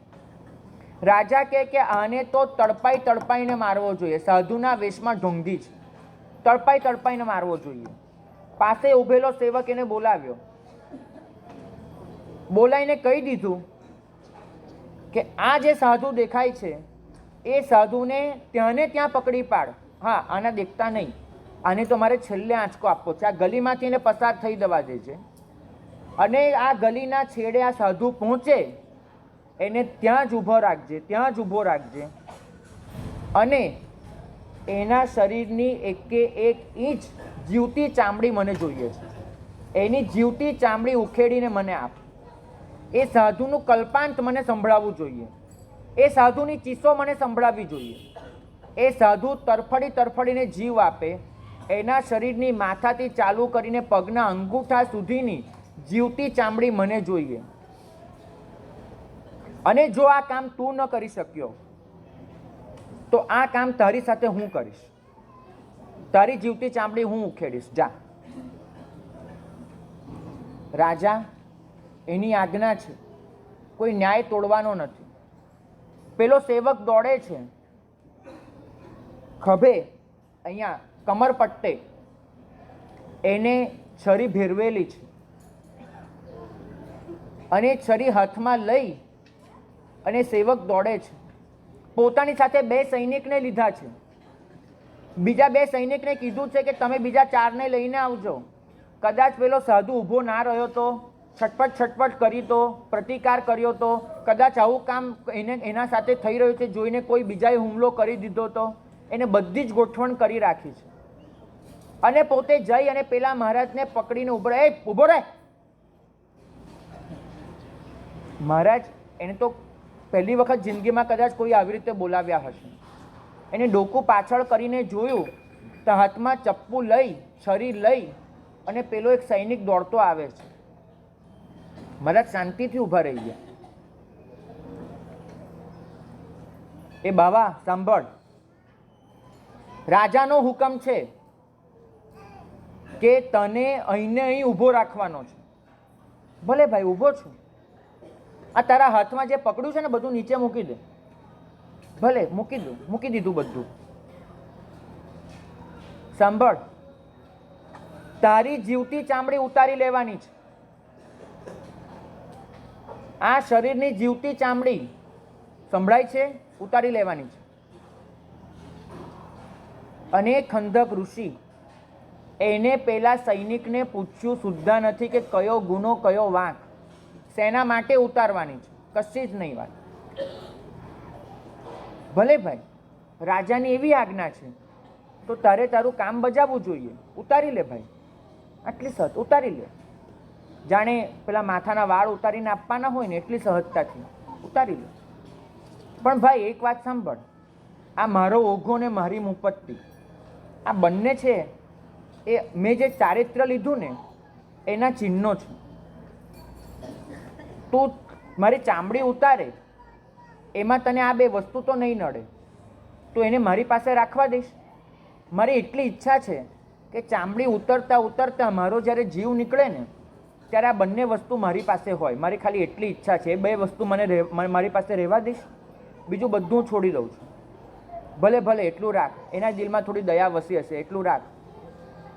અને ભાઈ સાંભળ, મારી એક વિનંતી છે તને કે મારી જિંદગીમાં મેં દીક્ષા લીધી ને પછી આવો પહેલો પ્રસંગ આવ્યો છે કે કોઈ મારી ચામડી ઉતારવા આવ્યું હોય, પહેલી વાર બન્યું છે.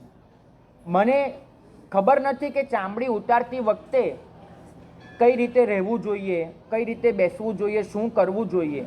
તો તું મને કહેતો જજે કે મારે કેમ બેસવું, કેમ રહેવું, એ મને કહેતો જજે ચારે ચામડી. પણ ભાઈ મને ચિંતા એ વાતની છે કે તને તો રાજાએ કામ સોંપ્યું અને તું તો રાજાની આજ્ઞાથી આ કામ કરવા આવ્યો છે. ભાઈ આટલા વર્ષથી છે ને તપ બહુ કર્યું છે. તપને લીધે આ ચામડી છે એ ગાયની જીભ જેવી બરછટ થઈ ગઈ છે, એકદમ કર્કશ. તું આના પર હાથ ફેરવીશ ને તો તને આમ કાંટા કાંટા વાગશે, તને ગમશે નહીં. તો ભાઈ તું મારી ચામડી પર હાથ ફેરવે અને તને જે અણગમો થાય ને એની અત્યારથી ક્ષમા માંગુ છું કે ભાઈ મને ક્ષમા આપજે કે તારો હાથ છોલાય, બીજો મારી પાસે કોઈ ઉપાય નથી, તો તારો જે હાથ છોલાય છે એની ક્ષમા આપજે. રાય સેવકને તવ કહે મુનિવર, કઠિન ફરસ મુજ કાયા રે, બાધા રખે તુમ હાથે થાય, કહો તીમ રહીએ ભાયા રે. રાય સેવકને તવ કહે મુનિવર. રાજાના સેવકને પેલા મુનિવર એમ કહે છે કે મારું શરીર બહુ કઠોર સ્પર્શવાળું છે, તું હાથ ફેરવીશ ને તને આમ કકરું લાગશે, તો તારા હાથને કષ્ટ ન પડે, તું બહુ નિરાતે ચામડી ઉતારી શકે, તો તું મને કે હું કઈ રીતે બેસું. કહો તીમાં રહીએ ભાયા રે. મારો ભાઈ રાજ સેવકને ભાઈ કહીને બોલાવે છે. માથેથી ખુલ્લો તડકો વરસી રહ્યો છે, પગ ખુલ્લી જમીન પર તપી રહ્યા છે, ચામડી ઉતારી રહ્યા છે. એક વખત ખાલી વિચારજો, તમારા શરીરની માત્ર 1 ઇંચ ચામડી એ જો ચપ્પુ લઈ અને કોઈ ઉખેડતું હોય, આમ લોહી સુધીની ચામડી આમ કરીને ઉખેડાઈ જતી હોય, ત્યારે મોઢામાંથી આપણે ચીસની એમ રાડો અને પડકારા નીકળી જશે. તો આખા શરીરની ચામડી અહીંથી શરૂ થતી હશે, આ તાળવાથી માંડીને આ કપાળને બધું એક એક ચામડી ઉખેડાતી જાય. ત્યાં લખ્યું છે કે સેવક એક પછી એક ચામડી, સૌથી પહેલાં મોઢાની ચામડી આખી ઉખડી છે. ખાલી આંખો અને આખું મોઢું એ આખું આમ લોહીવાળું દેખાય. આ ગળાની આ બધી જ ચામડી ઉખેડાતી જાય. કઈ ક્ષણે એમનો જીવ નીકળ્યો એ પેલા સેવકને પણ ખબર નથી. એમને ત્યાં જેટલા પણ લોકો ભેગા થયા છે દરેકને સૂચના આપી છે ખંદક ઋષિએ કે કોઈએ પણ આ સૈનિકનો તિરસ્કાર કરવાનો નથી, કોઈએ આ સૈનિકનો દુર્ભાવ કરવાનો નથી, કેમ કે એ તો રાજાનો હુકમ બજાવી રહ્યો છે, કેમ કે એ તો રાજાની આજ્ઞાનું પાલન કરી રહ્યો છે. કોઈએ કાંઈ જ નથી કરવાનું, બધાને પોતે સૂચના આપી છે. અને એ સૈનિક એ ચામડી ઉતારતો જાય અને એ મહાત્મા એને ક્ષમાપના ભાવમાં ઓતપ્રોત થઈને એની માફી માંગતા જાય, એને સહકાર આપે એ રીતે ઊભા રહેતા જાય અને પોતાની સમાધિ સાધી લે, મોક્ષ માર્ગના યાત્રી બની જાય. મારે એ કહેવું છે કે આવી કપરી પરિસ્થિતિ આપણા જીવનમાં કઈ આવી છે અને કયા વેરઝેર આપણે જીવનમાં લઈને ફરીએ છીએ. કોઈ ચામડી ઉતારવા આવ્યું નથી. એ રાજ સેવકે ફરજ તો બજાવી, પણ એ રાજ સેવક એને જીવનમાં પહેલી વાર આ જે સાધુનો સત્સંગ થયો ને, એને રાજાની નોકરી છોડી દીધી અને પોતે મોક્ષ પર્થનો યાત્રી બની ગયો છે. મરતા મરતા એ ખંધક ઋષિ એક જીવને મોક્ષ માર્ગે ચઢાવતા ગયા છે અને આપણા બધા માટે આલમરૂપ બનતા ગયા છે. કદાચ આવા ઉદાહરણો, આવી કથાઓ ખંધક ઋષિની જગ્યાએ બીજો કોઈ જીવ હોત, એને એવું વિચારી લીધું હોત કે આ મારો સગો છે, આ મારું કલ્યાણ કરવા આવ્યો છે, મારે મારા કર્મો ખપાઈ લેવા છે. પણ ખંધક ઋષિ તો એ સાધક કરતાં એક સ્ટેપ ઉપર છે. મારે મારું તો કલ્યાણ કરવું જ છે, પણ સાથે ને સાથે આ જીવને પણ કલ્યાણના માર્ગે ચડાવવો છે. કલ્યાણના માર્ગે ન ચડે તો એ જે કામ કરે છે એમાં પણ એને કષ્ટ નથી પડવા દેવું. આ વાત જે છે ને, આ વાત એ મને તમને સૌના હૈયાને સ્પર્શે એવી છે. કદાચ આવી કથાઓ એ આપણને ક્ષમાપના તરફ દોરી શકે, આપણને મજબૂર કરી શકે કે આપણે સામે ચાલીને બધાની પાસે જઈને માફી માંગીએ. અત્યાર સુધી અનેક વખત પર્યુષણની આરાધના કરી, પર્યુષણમાં આપણો પૈસો ઘટ્યો છે, આપણું શરીર ઘટ્યું છે, તપ કરીને થોડાક પતલા થયા હશો, પૈસો ખર્ચીને કદાચ કબાટમાંથી થોડુંક ઓછું કર્યું હશે, પણ કશાયોથી પતલા નથી થયા. આ વખતે નક્કી કરવું છે, એક પર્યુષણ એવા સુજાડવા છે, એક પર્યુષણ એવા કરવા છે, ગામમાં હોય કે પરગામમાં હોય, સામે ચાલીને માફી માંગવી છે, ક્લેશ સમાપ્ત કરવા છે. સંઘ સાથેનો ક્લેશ હોય, બીજા ટ્રસ્ટીઓ સાથેનો ક્લેશ હોય, અંદરનો ક્લેશ હોય, સમાજ સાથેનો ક્લેશ હોય, કંઈ ગમતું થયું, અણગમતું થયું, આ થયું, તે થયું, એકવાર ખાલી થઈ જવું છે, વેરનું વિસર્જન કરી દેવું છે. આ નક્કી કરી પર્યુષણની આરાધનામાં આગળ વધીએ. સંઘને પોતાના કાર્યો માટે આપણે 15 મિનિટ જેટલો સમય આપીએ, પછી ક્ષમાપનામાં આગળ વધીએ. સંઘ શ્રેષ્ઠીનો ચડાવો છે આજનો ખાસ ચડાવો, એ માટે 1 મિનિટ વાત કરી દઉં. આ ચડાવો જે પણ લે છે એનું બેનર તો રહેવાનું જ છે, પણ એની સાથે ને સાથે એને કેટલીક સદીઓની જે પ્રણાલિકાઓ છે એ મુજબ એ શ્રેષ્ઠીને કેટલાક લાભ મળશે. પહેલો લાભ મળશે એમના હસ્તે બીજો લાભ મળશે કે એમને એમના ચાવિકાને ઉપાશ્રયમાં બેસતા ભાષાસૂત્ર જે પણ સાંભળવા મળે છે એ માત્ર ને માત્ર એમની વિનંતી ન થઈ હોત તો ભગવંતે આ વસ્તુ સંભળાવી ન હોત, કાર્યકાલક બીજા જે પણ ભગવંતે સંભળાવી. તો ધ્રુવસેન રાજાનું ઋણ આખા સંઘના માટે એવા પવિત્ર પોતે બનવા મળે. આપણે પોતે તો સાચા ધ્રુવસેન ક્યારે બનીશું ખબર નથી, પરંતુ એવા પવિત્ર સ્થાને આપણને સ્થાપનાથી કરવા મળે તો પણ સારું. તમે નાડલાઈ ગયા છો કોઈ દિવસ? નાડલાઈનું કોઈ નાડલાઈમાં જે શત્રુંજય અને ગિરનાર છે એ બંને સ્થાપના તીર્થો છે. જૈન શાસનના સૌથી પ્રાચીન સ્થાપના તીર્થો એ નાડલાઈમાં. સાચો શત્રુંજય ક્યાં આગળ? સૌરાષ્ટ્રમાં. પણ એ શત્રુંજયનું સ્થાપના શત્રુંજય ક્યાં આગળ? નાડલાઈમાં. ગિરનાર સૌરાષ્ટ્રમાં, પણ ગિરનાર ત્યાં સ્થાપના. તો આપણે ત્યાં આવી રીતે સ્થાપના કરવાને પણ બહુ મૂલ્યવાન સમજવામાં આવે છે. સાચા ધ્રુવસેન રાજા તો દેવલોકમાં છે, પણ એમની હરોળમાં ઊભા રહી શકે એવા કોઈ શ્રેષ્ઠી એની આપણે ધ્રુવસેન તરીકે સ્થાપના કરવી છે. સંવત્સરીના દિવસે બારસાસૂત્રને વધાવવાનો ચડાવો એ આપણે નહીં બોલાવીએ. વધાવવાનો લાભ એ વ્યક્તિને જ આપવામાં આવશે. અહીંયા આચાર્ય ભગવંત હાથમાં પોથી લઈને બેઠા હશે અને ધ્રુવસેન રાજાનો સમગ્ર પરિવાર, રાણી, રાજકુમારો, રાજકુમારીઓ જે પણ હોય તે બધા જ એને વધાવશે. એની સાથે ને સાથે અહીંયા આગળ એ પોતે સાંભળવા બેસશે જેટલો વખત આવી શકે. હા, એમાં એવું નહીં ચડાવો બોલો તમે ડબ્બામાં પુરાઈ ગયા કે સાંભળવાનું, એવું નથી. તમારી અનુકૂળતા મુજબ, પણ તમારી સીટ અહીંયા રહેશે, તમારી આંખમાં આંખ પરોવીને વાંચવામાં આવશે. તો આવો મહાન ચડાવો છે, તેનો લાભ જેને અનુકૂળતા હોય લેજો. ચલો.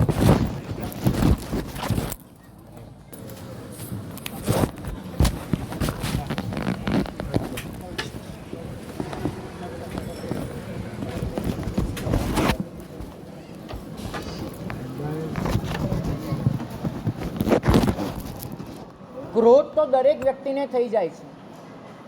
હું હોઉં, તમે હો, કોઈ પણ હોય.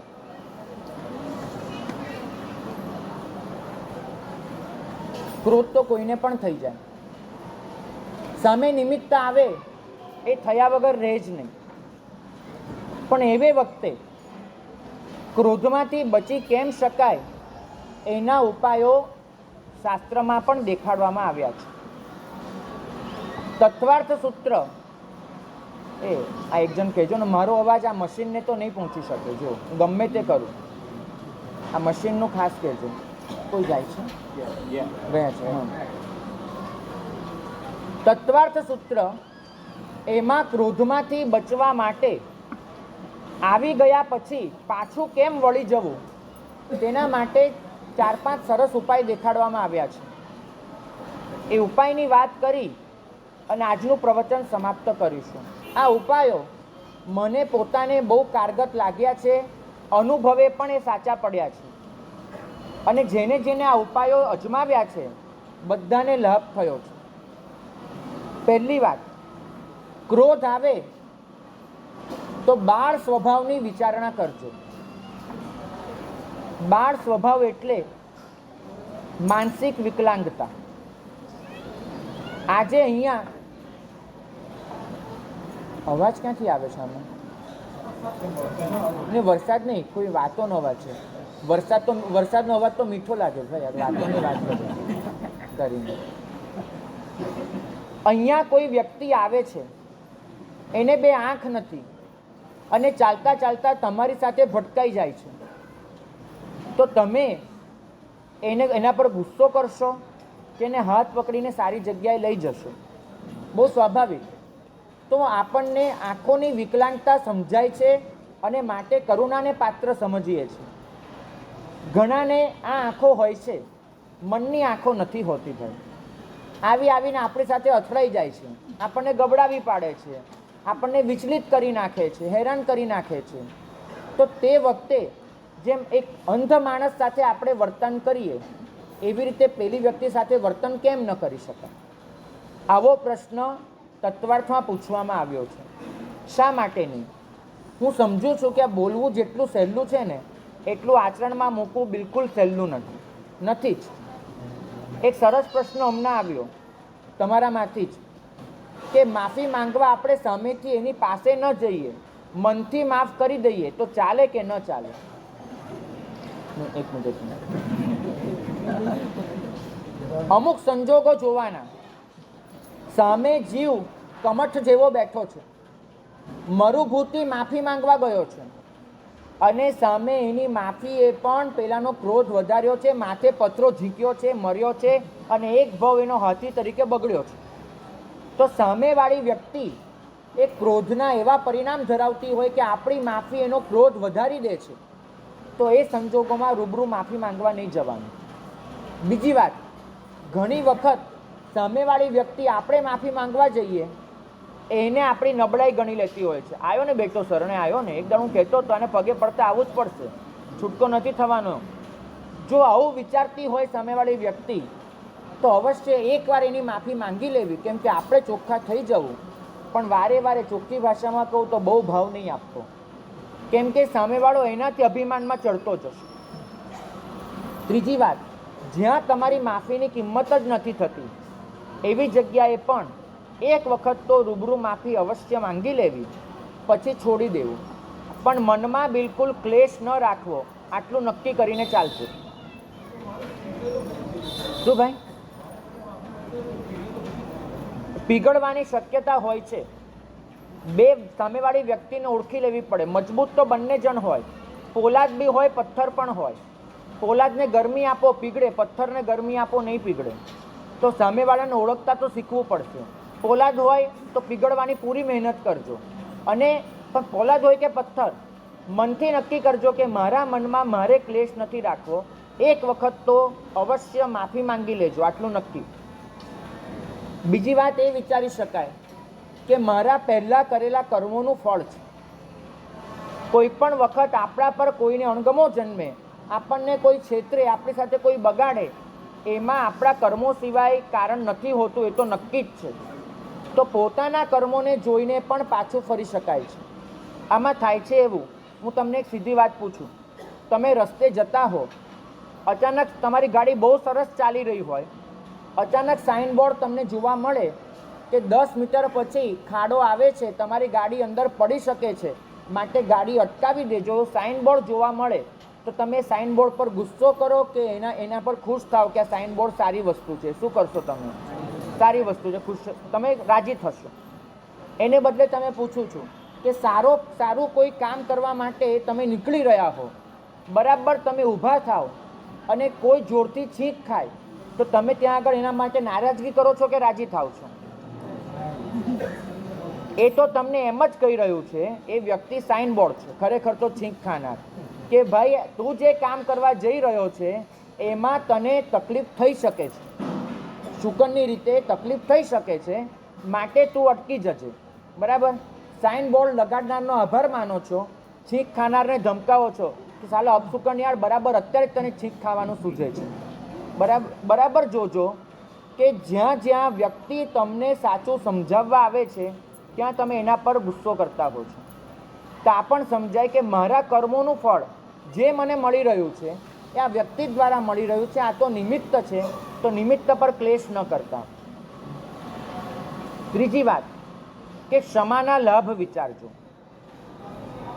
અંગત રીતે કહું તો ક્ષમા આપવાનો સૌથી મોટો લાભ એ હોય છે કે તમે હળવા થઈ જાઓ છો, તમે શાંત થઈ જાઓ છો. ઓશિકા પર માથું મૂકો ને, મેં કેટલીય વખત બાધા લીધી છે કે રાત્રે હું આડો પડું પછી 7 નવકાર ગણીને સંથારો કરીશ. હજુ સુધી બાધા પૂરી નથી થઈ, મારા 7 નવકાર પૂરા નથી થતા. માથું મૂકું, નિરાતે ઊંઘ આવી જાય, 7 નવકાર પૂરા નહીં થાય. કેમ? જ્યારે તમારા ચિત્તમાં બધી નરવાઈ હોય છે, જે કરાવે છે એ પ્રભુ કરાવે છે અને જે થાય છે એ મારા કર્મોનું નિમિત્ત છે, આટલું વિચારી લઈએ તમે નિરાતે ઊંઘી શકો. આ નક્કી વસ્તુ છે. તો અંદરથી મળતી શાંતિ એ ક્ષમાનો સૌથી મોટો લાભ છે. ક્ષમા આપશો નહીં, ક્ષમા માંગશો નહીં, ત્યાં સુધી તમારા મનમાં આ જ ગુમરાયા કરવાનું અંદરથી અજંપો રહેવાનો છે. ક્ષમા આપી દો, ક્ષમા માંગી લો, તમે હળવા થઈ જશો, અંદરથી એવી શાંતિ અનુભવાશે. ગૌતમ સ્વામીએ પ્રભુવીરને ઉત્તરાધ્યયન સૂત્ર 27મું સમ્યક્ત્વ પરાક્રમ અધ્યયન એમાં પૂછ્યું કે સાહેબ ક્ષમાપના આપવાનો અને ક્ષમાપના માંગવાનો સૌથી મોટો ફાયદો શું? પ્રભુએ જવાબ આપ્યો કે ક્ષમાપનાનો સૌથી મોટો ફાયદો એ છે પ્રસન્નતા.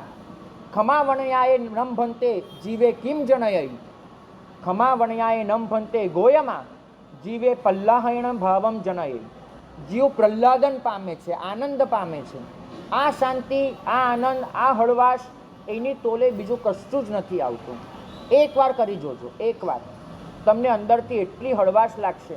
હા, એનાથી સંબંધો સુધરી જ જાય એવી કોઈ ગેરંટી નથી, સામેવાળો માણસ બદલાઈ જ જાય એવી કોઈ ગેરંટી નથી, પણ તમે બદલાશો, તમારા ચિત્તમાં શાંતિ આવશે, એનું સુખ તમને કોઈ નહીં આપી શકે બીજા. તો ખાસ આટલું વિચારજો. ચોથી વાત, કદાચ આ ના કરી શકો, ક્રોધના દોષો વિચારજો કે ક્રોધ એ તમને કેટલું હેરાન કરી શકે છે, ક્યાં સુધી લઈ જઈ શકે એમ છે. કરટ અને ઉત્કરટ બે મહામુનિ છે, 14 પૂર્વધર ભગવંતો છે. પુલાના લગરી, પુનાલા કરીને નગરી છે, ત્યાં બંને ભાઈઓ ચાતુર્માસ અર્થે પધાર્યા છે. એ નિકુંજભાઈ આનું કંઈ થયું નથી.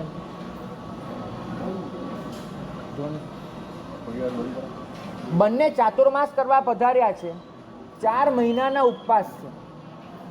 બંને ભાઈઓએ નક્કી કર્યું છે, મુનિરાજોએ, કે પુનાલા નગરીની બહાર જે નદી વહે છે એ નદી કિનારે આપણે કાયોત્સર્ગ ધાને 4 મહિના ઊભા રહેવું છે. બંને ઊભા રહ્યા છે. બનવા જોગ એ વર્ષે કુનાલા નગરીમાં વરસાદ ન પડ્યો. વરસાદ ન પડ્યો, લોકો વિચાર કરે કે આ વરસાદ કેમ પડતો નથી. અને આજે લોકો જેમ વિચારી લેતા હોય એ જમાનામાં એ જ વિચાર્યું એક તો ઘણા તમારા લોકોને લીધે પણ આવું થતું હોય છે.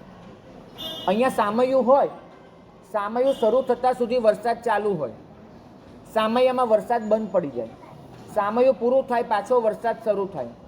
તમે લોકો શું કહેશો? મારા સાહેબનું પુણ્ય, મારા સાહેબનો પ્રભાવ. બરાબર. આને લીધે લોકોના મનમાં એવું જન્મે, અરે વરસાદ વરસે એ સકલ જીવ સૃષ્ટિનું પુણ્ય છે, મારા સાહેબનું પુણ્ય એવા પુણ્યમાં આડું ક્યાંથી આવવાનું છે? સામૈયામાં વરસાદ પડ્યો ને સામૈયું ના થયું તો મારા સાહેબની સાધનાનું પુણ્ય ગણાશે કે મારા સાહેબ સામૈયા વગર એમને એમ આવ્યા. આવી રીતે ખોટે ખોટા પુણ્યની વાતો કરો તમે લોકો. એમાં પેલા છે ને અમારે ત્યાં કેટલાય સાધુના તમે સામૈયાના પેલા ફોટો જોજો, આમ કરી ગાંઠ મારી અને આમ પકડીને ચાલે. શું કે વરસાદ છે, આ જ્યાં સુધી છે ને ત્યાં સુધી વરસાદ નહીં પડે. આવી રીતે બધી વાતો થાય. બરાબર. તમે મારા સાહેબોનો પ્રભાવ પાડવામાં, વધારવામાં લોકોના મનમાં એવું રોપો કે મારા સાહેબના પુણ્યથી આ વરસાદ અટક્યો. લોકોના ચિત્તમાં આ ગ્રંથિ જામે છે. આજે અનુપ મંડળની ઘણી બધી જે પરેશાની છે એ આના જ લીધે છે. અને એમાં તમે વાણિયાઓએ જ ભાગ ભજવ્યો છે. કુદરતી કોઈ પણ ઘટના એમાં મારા સાહેબના પુણ્યને જોડી દેવાનું. તે પછી થયું એવું કે મારા સાહેબ આજે ચાતુર્માસ ધ્યાને ઊભા, વરસાદ પડ્યો નહીં. લોકોએ વિચાર કર્યો, બેટા બેઠા કે આ વરસાદ કેમ નથી પડતો? અને તમારા જેવો કોઈ ડાયો માણસ, કોઈ વૃદ્ધ માણસ એને કીધું કે જો ભાઈ, માનો કે ન માનો, આ વાળ અમથા અમથા ધોળા નથી થયા, એટલી દિવાળીઓ જોઈ નાખી છે. હું તમને વાત કરું, આ બે મહારાજ નદી કિનારે ઊભા, વરસાદ પડે તો શું થાય? તો કે નદી આખી ભરાઈ જાય. નદી ભરાય તો છલકાય ખરી કે નહીં? તો કે છલકાય. છલકાય તો આ બે મહારાજ સાહેબનો કાયોસ્તર તૂટે કે ના તૂટે? ધ્યાન તૂટે કે તું ના તૂટે? તો કે હા તૂટે. મહારાજ સાહેબનું ધ્યાન ન તૂટે એટલા માટે લોકોએ વરસાદ બંધ રાખ્યો છે ને પોતે ધ્યાનમાં ઊભા છે. આ તમે મારી વાત માનો. અને આવી વાત કોણ ન માને? સીધી વાત બધા જ માની લે. માની આખું ગામ કે કરવું તો કરવું શું? તો કે કાઢો મહારાજને ત્યાંથી. એમનું ધ્યાન આપણને બરબાદ કરી નાખે, શું કરવાનું? કાઢો મહારાજને ત્યાંથી. મહારાજ સાહેબને 2 જણ કહેવા ગયા કે મહારાજ વિહાર કરી જજો અહીંથી. મહારાજને કંઈ સમજે નહીં. સમજે નહીં સાહેબ ધ્યાનમાં ઊભા હતા. એમને થાય કે લોકો તો કે આવું, એ તો ઊભા છે 4 મહિનાની પ્રતિજ્ઞા કરીને. મહારાજ સાહેબ ન ગયા ત્યાંથી. થયું એવું કે ગામ આખી કુનાલા નગરીનું લોક, એનો ગુસ્સો દિવસે દિવસે એટલો વધતો ગયો કે એક દિવસ આખું લોક હાથમાં લાકડી, પથરા જે મળે તે લઈને ત્યાં આગળ જમા થયું. પણ એક પેલા જે વૃદ્ધ માણસ હતા ને એને કીધું બધાને કે જુઓ, એક વસ્તુ યાદ રાખજો, આ મહારાજ બધા હોય ને એમની પાસે તેજો લેસ્યા હોય, બાળીને ભસ્મ કરી નાખે, શાપ આપશે ને જતું રહેશે. એટલે કરજો તો એટલું જ કરજો કે મહારાજ બહુ અકળાય નહીં, ખાલી વિહાર કરે એટલું જ કરજો. પણ જુવાનિયાઓનું લોહી, યંગ બ્લડ, કે એમ ઝાલ્યું તો રહે નહીં. એકવાર શરૂ થાય, જો એકવાર મનમાં લીધું તો પછી કંઈ ઝાલ્યું રહે નહીં. એક જણાએ મારી લાકડી, અરે સમજણ નથી પડતી, અને બીજાએ માર્યો પથ્થરો, અને મહારાજ સાહેબ તો આમને આમ ઊભા છે. બધાએ કીધું કે આ બધી વાત ખોટી, આ તેજો લેસ્યાવાળા મહારાજ નથી, અત્યાર લગીમાં તો ક્યાંય છોડી દીધી હોત. આ કંઈ એવા મહારાજ છે નહીં, કંઈ એકદમ સીધા સાદા સાધુ છે. મારો મારીને બંનેને લોહી લુહાણ કરીને મળદા જેવા કરી નાખ્યા. અને પછી થયું કે બંને મરી જશે તો પાપ આપણા માથે આવશે, ને બધા ભાગી છૂટ્યા. ઓલા બંને જણ ત્યાં પડ્યા છે, મરવાની અવસ્થા આવી ગઈ છે, અને એમને થાય છે ચિત્તમાં, બંને ભાઈઓને, કરત ઉત્કરટને, કે અમારી આ દશા. શાંતિથી ધ્યાનમાં ઊભા હતા, વરસાદને કાંઈ રોક્યો નથી, કુદરતી રીતે વરસાદ પડતો નથી, અને અમારી આ દશા કરી આ લોકોએ. એ લોકોને વરસાદ જોઈએ છે ને, વરસાદ જોઈએ છે ને, દેખાડીએ. કરટે 14 પૂર્વધર હતા, લબ્ધિ હતી, વચન સિદ્ધ મહાપુરુષો હતા. કરટે એક વાક્ય બોલ્યું કે વર્ષ મેઘ કુણાલાયામ, આ કુણાલા નગરીમાં વરસાદ તૂટી પડો.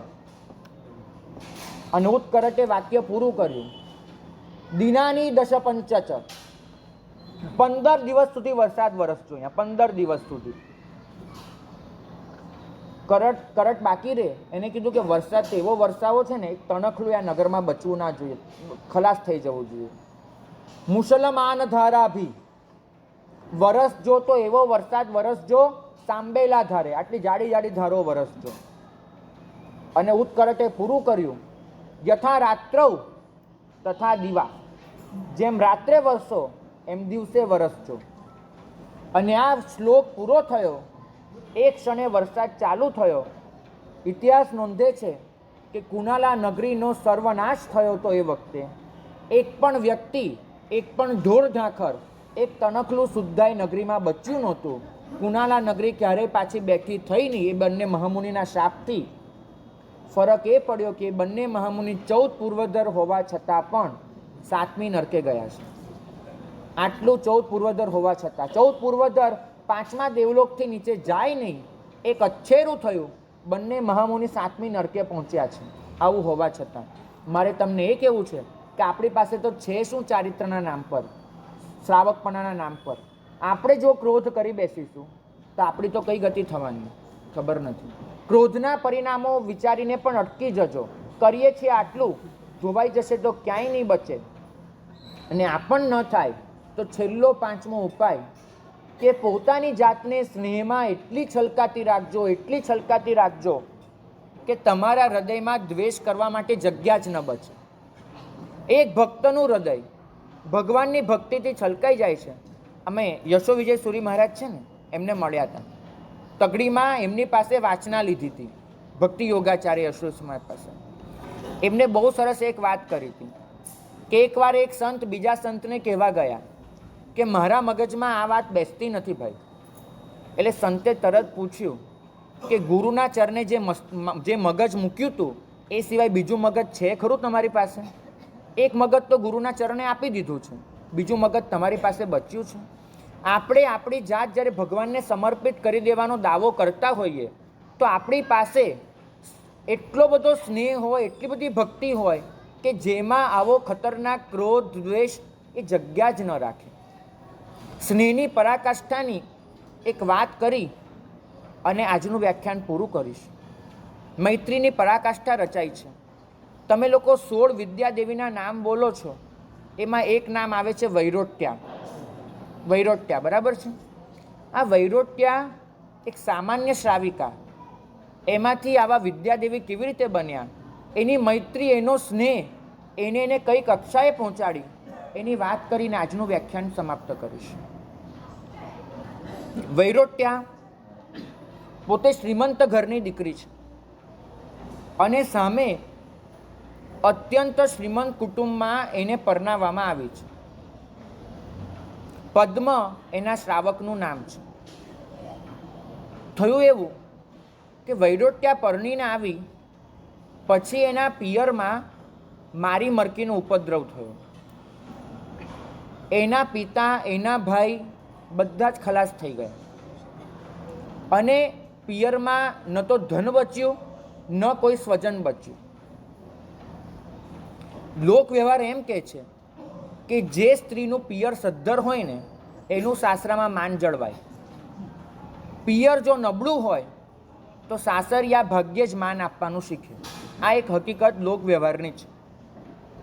આને તો નથી પિયર, નથી કોઈ ભાઈ, નથી કોઈ પિતા, કોઈ એને રાખનાર નથી, કોઈ એનો પક્ષ લેનાર નથી. જ્યાં સુધી પિતા હતા, ઘર સદ્ધર હતું, ત્યાં સુધી વૈરોટ્યા આમ સચવાતી હતી. ઘર ગયું, સ્વજનો ગયા, સાસુ માએ અને પછી તો આખા પરિવારે વૈરોટ્યાનો તિરસ્કાર કરવાનું શરૂ કર્યું. અને એટલો તિરસ્કાર કરે છે, બધાને નક્કી છે પિયરની દિશા બંધ થઈ, હવે જઈને જવાની ક્યાં? પિયરની દિશા ખુલ્લી હોય ને ત્યાં સુધી સ્ત્રી માટે એક ઓપ્શન હોય છે, એક આશરો હોય છે. એ દિશા તો બંધ થઈ ગઈ, હવે જવાની ક્યાં? અને સાસુમાનો ત્રાસ ધીમે ધીમે એટલો વધતો ગયો. પહેલાં મેના ટોણા, પછી કચકચ અને ધીમે ધીમે કામ. આટલું શ્રીમંત કુટુંબ હોવા છતાં ઘરના બધા જ કામ એ વૈરોટ્યા પાસે કરાવે. અને કામને તો પહોંચી વળાય, પણ કામ પૂરું થાય ત્યાં નવું કામ ગમે તેમ કરીને કાઢે.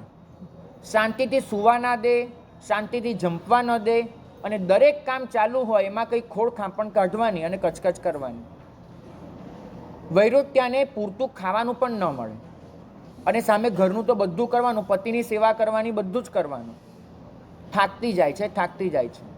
આવી ત્યારે એટલી બધી રૂપવતી હતી, હવે અત્યંત મ્લાન ચહેરો થઈ ગયો છે. સારા કપડાં પણ નથી એની પાસે અને બધી રીતે ઘસાતું જાય છે.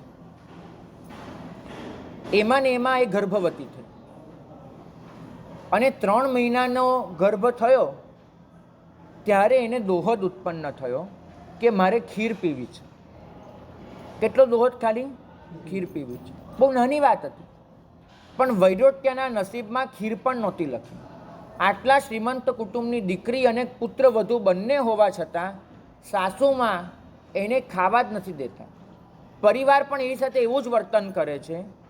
અને કદાચ તમને લોકોને લાગે કે આ વાત વધારે પડતી છે, આપણા જૈનોમાં આવી સ્થિતિ નહીં હોય, પણ હજુ પણ ઘણા હિન્દુ કુટુંબોમાં આવી સ્થિતિ હોય છે. આ જે ત્રાસનું વર્ણન કરું છું એવો ત્રાસ આજે પણ હોય છે. જૈનોમાં તો સારું છે કે પ્રભુનો માર્ગ પામ્યા છે, તો એ લોકો આવું વર્તન નથી કરતા હોતા. બાકી હિન્દુઓમાં તો વસ્તુ બહુ વ્યાપક છે. તો વૈરોટ્યા સાથે આ વર્તન, અને એને ખીર પણ પીવા ન મળે, દોહદ પૂરો નથી થતો, સુકાતી જાય છે. એ વખતે એ અરસામાં એના ગામમાં આર્ય નાગિલ કરીને આચાર્ય ભગવંતને આવવાનું થયું. આર્ય નાગિલ. શાસ્ત્ર લખે છે કે જે સ્ત્રી એને પિયર હોય નહીં અને સાસરામાં દુઃખી હોય એવી સ્ત્રી માટે ગુરુ એ પિયર બને છે. ગુરુ એ પિયર બને છે. તમે જોજો, મૈના સુંદરી છે એ કોની આગળ રડી છે? કોઈની આગળ રડ્યા નથી. કોની આગળ રડી છે? ગુરુ આગળ. કારણ કે પિયરમાંથી જાકારો દીધો છે, એને પરણાવી છે. સાસરા જેવું તો કંઈ છે નહીં, તો ગુરુ એ પિયર બને એનું. વૈરોટ્યા ગઈ આર્ય નાગિલ પાસે, અને નાગિલ પાસે જઈને વાત કરી કે ભગવંત, આ દશા મારી છે, ખીર પીવી છે પણ ખીર પણ પીવા નથી મળતી. આર્ય નાગિલ કોઈ શ્રાવકને કહી શકે કે આને ખીર વપરાવી દો, પણ એમ કરવામાં વૈરોટ્યાની પણ ઇજ્જત જાય, ઘરની પણ જાય, અને ખૂબ ક્લેશ વધી જાય. આર્ય નાગિલ વિચારે છે કે આનો ઉપાય કરવો શું? એમને એક ઉપાય જડ્યો. એને વૈરોટ્યાને એક તપ દેખાડ્યું. એને કીધું કે જો એક કામ કર, તારા સાસુમાં છે એ તને તપ તો કરવા દેશે, બરાબર? એને તપ કરી તો વધારે ગમે છે. એમ કહેશે કે 7 દિવસનું ખાવાનું બચ્યું, તે તને તપ તો કરવા દેશે. અને આ તપ તું શરૂ કરે ને પછી એ તપનું મહાત્મ્ય હું મારા વ્યાખ્યાનમાં વર્ણવીશ. તારી ને મારી વચ્ચેની આ વાત, તું તપ શરૂ કર, હું વ્યાખ્યાનમાં એનું મહાત્મ્ય વર્ણવું. અને આ તપનું પારનું એ ખીર પીને જ કરવાનું હોય છે. એવું આ તપ છે, બરાબર? એ દિવસે સાધુ સાધ્વીને ખીર ઓઢાવવાની, ભગવાનને ખીરનું નૈવેદ્ય આપવાનું, અને પછી પોતે ખીર પીને પારનું કરવાનું. અને આવા પારના કરવામાં જો કોઈ અંતરાય કરે તેને ખૂબ પાપ બંધાય. એવી રીતને હું વાત કરીશ. એટલે શું થશે કે તને તારી ખીર મળી જશે, તારા ઘરમાંથી જ મળશે. તપનું તપ થશે તો ભગવાન પણ તારા પર રાજી થશે. વૈરોટ્યાની બહુ સીધી વાત કે જાજુ તપ થયું નથી, કેમ કે ગર્ભવતી છે. એટલે ભગવંતે એને કીધું તું એક કામ કર, ખાલી અઠ્ઠમ કરજે. પણ કે સાહેબ, હું એટલી બધી થાકી ગઈ છું કે અઠ્ઠમ પણ મારાથી થાય એમ નથી. તો કે ના, એટલું તારે કરજે, ખુશી ખુશી કરજે, ભગવાનનો જાપ કરજે, અને 3 ઉપવાસ એ તારા બધા કર્મોને ખપાવશે. હું તો તને ખાલી ખીરનો રસ્તો દેખાડું છું, બાકી મને વિશ્વાસ છે કે તારા જેવી સાચુકલી સ્ત્રી એ ખાલી 3 ઉપવાસ કરશે ને તો પણ કુદરતે તારી વાત સાંભળવી પડશે. સારું, વૈરોટ્યાએ બીજે દિવસથી અઠ્ઠમ લીધો. અને ભગવંત, એક આચાર્ય ભગવંત એ શું કરી શકે તમે વિચારજો. કેટલી હળવેકથી એમને ઉપાય કાઢ્યો છે, અને એમને અઠ્ઠમની પ્રરૂપણા કરી કે આવો અઠ્ઠમ હોય, પુંડરીક નામનું તપ હોય, અને એ અઠ્ઠમ પૂરો થાય એટલે ખીરથી પારનું કરવું પડે. વૈરોટ્યાએ બધાની વચ્ચે, બધાના દેખતા બધાની સાથે એને અઠ્ઠમના પચખાણ લીધા. એટલે પુંડરીક તપ કર્યું. સાસુમાં એમાં તો ના પાડવાના નહોતા. અને બીજે દિવસે ખીર પીવાની વાત કરી આચાર્ય મહારાજ. હવે ગઈકાલે તો અઠ્ઠમના પચખાણ થઈ ગયા છે, પુંડરીક તપ લઈ લીધું છે. પહેલેથી ખબર હોત સાસુમાને કે ખીર ખવડાવવી પડશે તો ન કરવા દે, પણ હવે તો કંઈ થાય એવું નથી, એટલે એને કરવા દીધું. ચોથો દિવસ આવ્યો. નગર શેઠનું ઘર ગણાય એટલું શ્રીમંત કુટુંબ છે, એટલું સદ્ધર છે. અને સાસુમાને એમ થાય છે કે ઘરમાં ગમે તે હોય, બહાર તો બહુ સારું કરવું જોઈએ. એટલે વૈરોટ્યાને બરાબર શણગારી કરી, ઘરેણા પહેરાવ્યા, બધું કર્યું. અને એના હાથે ગામના દરેક દેરાસરમાં ખીર મુકાવી. જેટલા સાધુ સાધ્વી બધાને એના હાથે ખીર ઓરાવડાવી. અને આ બધું પતાવીને ઘરે પાછા આવ્યા તો વૈરોટ્યાને ખાવા માટે આટલા ભાત આપ્યા. કયા? સુકાયેલા ભાત. એ ખાવા માટે દીધા. વૈરોટ્યા કે પણ માં આ પારનું મારે ખીરથી જ કરવાનું છે, આ તો તપ છે, ભગવંતે કહ્યું છે. પહેલી વાર એને આટલું નિવેદન કર્યું. એ પેલી એના સાસુમાના મનમાં બેઠું હતું કે આ ખીર ખાવામાં અંતરાય કરીશ ને તો મારું નખો જ નીકળી જવાનું છે, એટલે આપવી તો પડે. તો સાસુમાએ એને આટલી ખીર આપી કે આટલી વધારે નહીં, આટલી ખીર તને મળશે, એ બી આ તપ કર્યું છે એટલે, બાકી તો આ ભાત ખાઈને તારું પૂરું કરજે. તો કંઈ નહીં, પેલીને તો દોહો જ પૂરો કરવાનો હતો, આટલી ખીર એને લીધી. પણ એને મનમાં વિચાર કર્યો કે આ ઘરનું વાતાવરણ એટલું ક્લેશવાળું છે, આમાં ખીર પીતા પીતા પણ મને આ જ બધું યાદ આવવાનું છે, બીજું કાંઈ ન થાય. એના કરતાં સારું છે કે હું કોઈક સારી જગ્યાએ, શાંત જગ્યાએ જઈને ખીર પીવું. એટલે સાસુમાની રજા લઈ અને એને ખીર લીધી પોતાની સાથે. લોટામાં ખીર ભરી છે આટલી નાની લોટીમાં, એનું મોઢું વસ્ત્રથી બાંધી દીધું અને ખીરની લોટી લઈ અને પોતે ગઈ નદી કિનારે. નદી કિનારે ઝાડ નીચે લોટી મૂકી, બરાબર જોયું કે ઝાડ છે, નદી છે, કે આ શાંતિની સરસ જગ્યા છે, અહીંયા ખીર પીવું, મારા છોકરાને સારું થાય અને મને પણ સાતા વળે. પણ એને જોયું કે ચાલીને આવી છે તો પગ ખૂબ ગંદા થઈ ગયા છે, તો કે આ નદીમાં પગ વિછળીને આવું અને પછી આવીને ખીર પીવું. એટલે પેલા ઝાડ નીચે ઓલી લોટી મૂકી અને પોતે પગ વિછળવા માટે નદીમાં ગઈ. બન્યું એવું, નદી ને ઝાડ વચ્ચે થોડુંક અંતર છે. બન્યું એવું કે દેવોની એક જાત છે, નાગ કુમારના દેવો કહીએ એના કરતાં થોડી જુદી જાત, નાગ પ્રકારના દેવો છે. આ દેવદેવી એવા હોય કે એ આ સૃષ્ટિમાં નાગ નાગણનું સ્વરૂપ લઈને ફરે. મતલબ એ લોકો જ્યારે સૃષ્ટિમાં આવે ત્યારે આવું સ્વરૂપ લઈને ફરે. હોય દેવ નિકાય પણ વિચિત્ર પ્રકારની પરિણતિ, કર્મ પરિણતિ, એટલે આ સૃષ્ટિમાં એ લોકો સાપ વગેરેનું સ્વરૂપ લઈને ફરે. તો એવી રીતે એ જે નિકાય છે નાગની, એનો રાજા અલિંજર, નાગેન્દ્ર અલિંજર કહેવાય, અલિંજર નાગેન્દ્ર, એની પટ્ટરાણી એ નાગણનું રૂપ લઈને ત્યાં ફરતી હતી. હવે એને આ દૂધની પેલી લોટી જોઈ, ખીરની લોટી જોઈ, એને મન થયું કે આ તો બહુ સરસ સુગંધ આવે છે, લેવા જેવી વસ્તુ છે. તો પેલું વસ્ત્ર હટાવી અને એ બધી ખીર પી ગઈ. નાગણ એ બધી જ ખીર પી ગઈ. લોટી હતી એમ પાછી મૂકી દીધી અને પછી પોતે જતી રહી. થોડીક મિનિટોનો ખેલ, ઓલી પાછી આવી, કોણ નામ, વૈરોટ્યા, અને લોટી લીધી હાથમાં, પંચ પરમેષ્ઠીનું સ્મરણ કર્યું અને પેલી લોટી ખોલી. લોટી ખોલી, અંદર એક ખીરનું એક ટીપું નથી, બધી જ ખીર કોઈ પી ગયું છે. ભાગ્યશાળી. એક ક્ષણ આ જગ્યાએ પોતાની જાતને મૂકીને વિચાર કરજો, આટલો અસહ્ય ત્રાસ હોય, એ ત્રાસમાંથી છૂટવા માટે અઠ્ઠમનું તપ કર્યું હોય, પેટમાં બચ્ચું લઈને ફરે છે, એને આટલી એક ખીરની જરૂર છે, એક દોહત છે, એક લોટી જેટલી ખીર મળી છે, માંડ મળી છે, બીજી વાર મળવાની નથી. અને એ ખીર કદાચ ઘણા બધા વખતથી એના મોઢામાં કોઈ સારી વસ્તુ નથી ગઈ, આટલી એક ખીર એને મળી હતી. એ ખીર પીવાની વેળા હોય અને ત્યારે લોટી એ નજર સામે ખાલી આવે, મગજનું શું થાય? મગજનું શું થાય? અને વૈરોટ્યા, એને અહીંયા લખ્યું છે આ કથામાં, પ્રભાવક ચરિત્રમાં કથા આવે છે, ત્યાં લખ્યું છે કે વૈરોટ્યાએ એક જ વિચાર કર્યો, એક ક્ષણે વૈરોટ્યાને આવેલો વિચાર કે જો કુદરત મારી પાસે આટલું સહન કરાવડાવે છે તો આ જ કુદરત એ કાલે મને ખોબલે ખોબલે આપવાની છે, એ નક્કી વસ્તુ છે. મને ભરોસો છે આ કુદરત પર. અને એને સીધું એક વચન ઉચ્ચાર્યું કે જેને પણ આ ખીર પી લીધી હોય એનું કલ્યાણ થજો, જે મારી આ ખીર પી ગયું હોય એનું કલ્યાણ થજો. એની અંદરનો આ સ્નેહ. બાકી જનરલ એવું બનતું હોય છે કે જે માણસ દુઃખ વેઠીને ઊભી થઈ હોય ને એ બીજાને પણ દુઃખ આપવાનું જ પસંદ કરે. મેં ભોગવ્યું છે, હવે તું પણ લેતો જા. આ વસ્તુ જ એના મગજમાં આવે.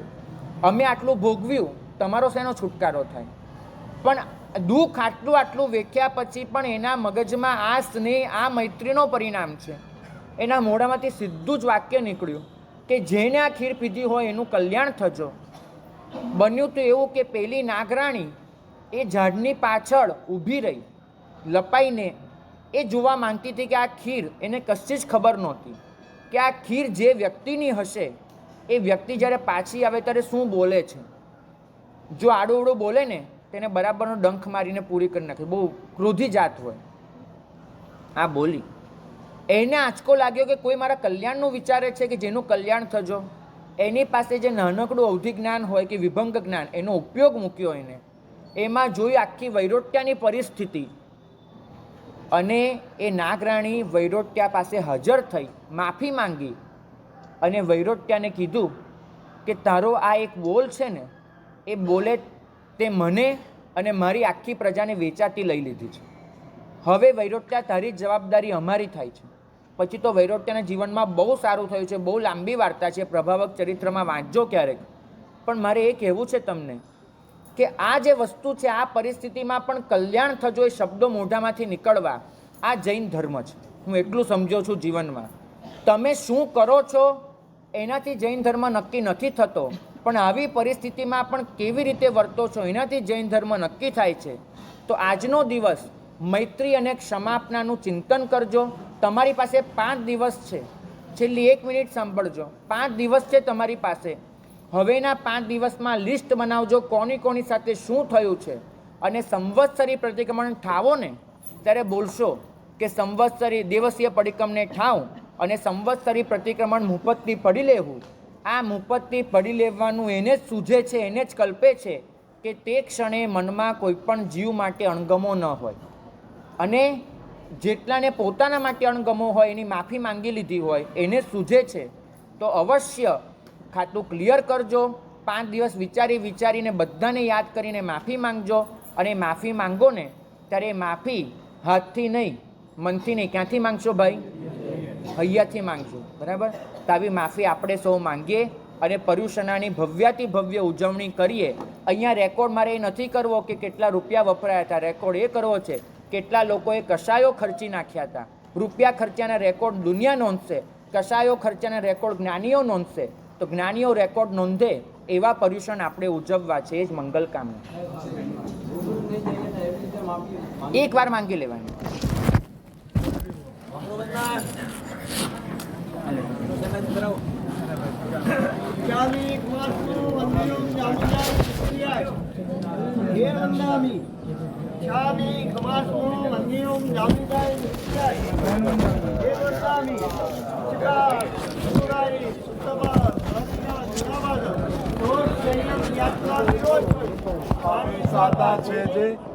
પાણીનો લાભ લેશો જી.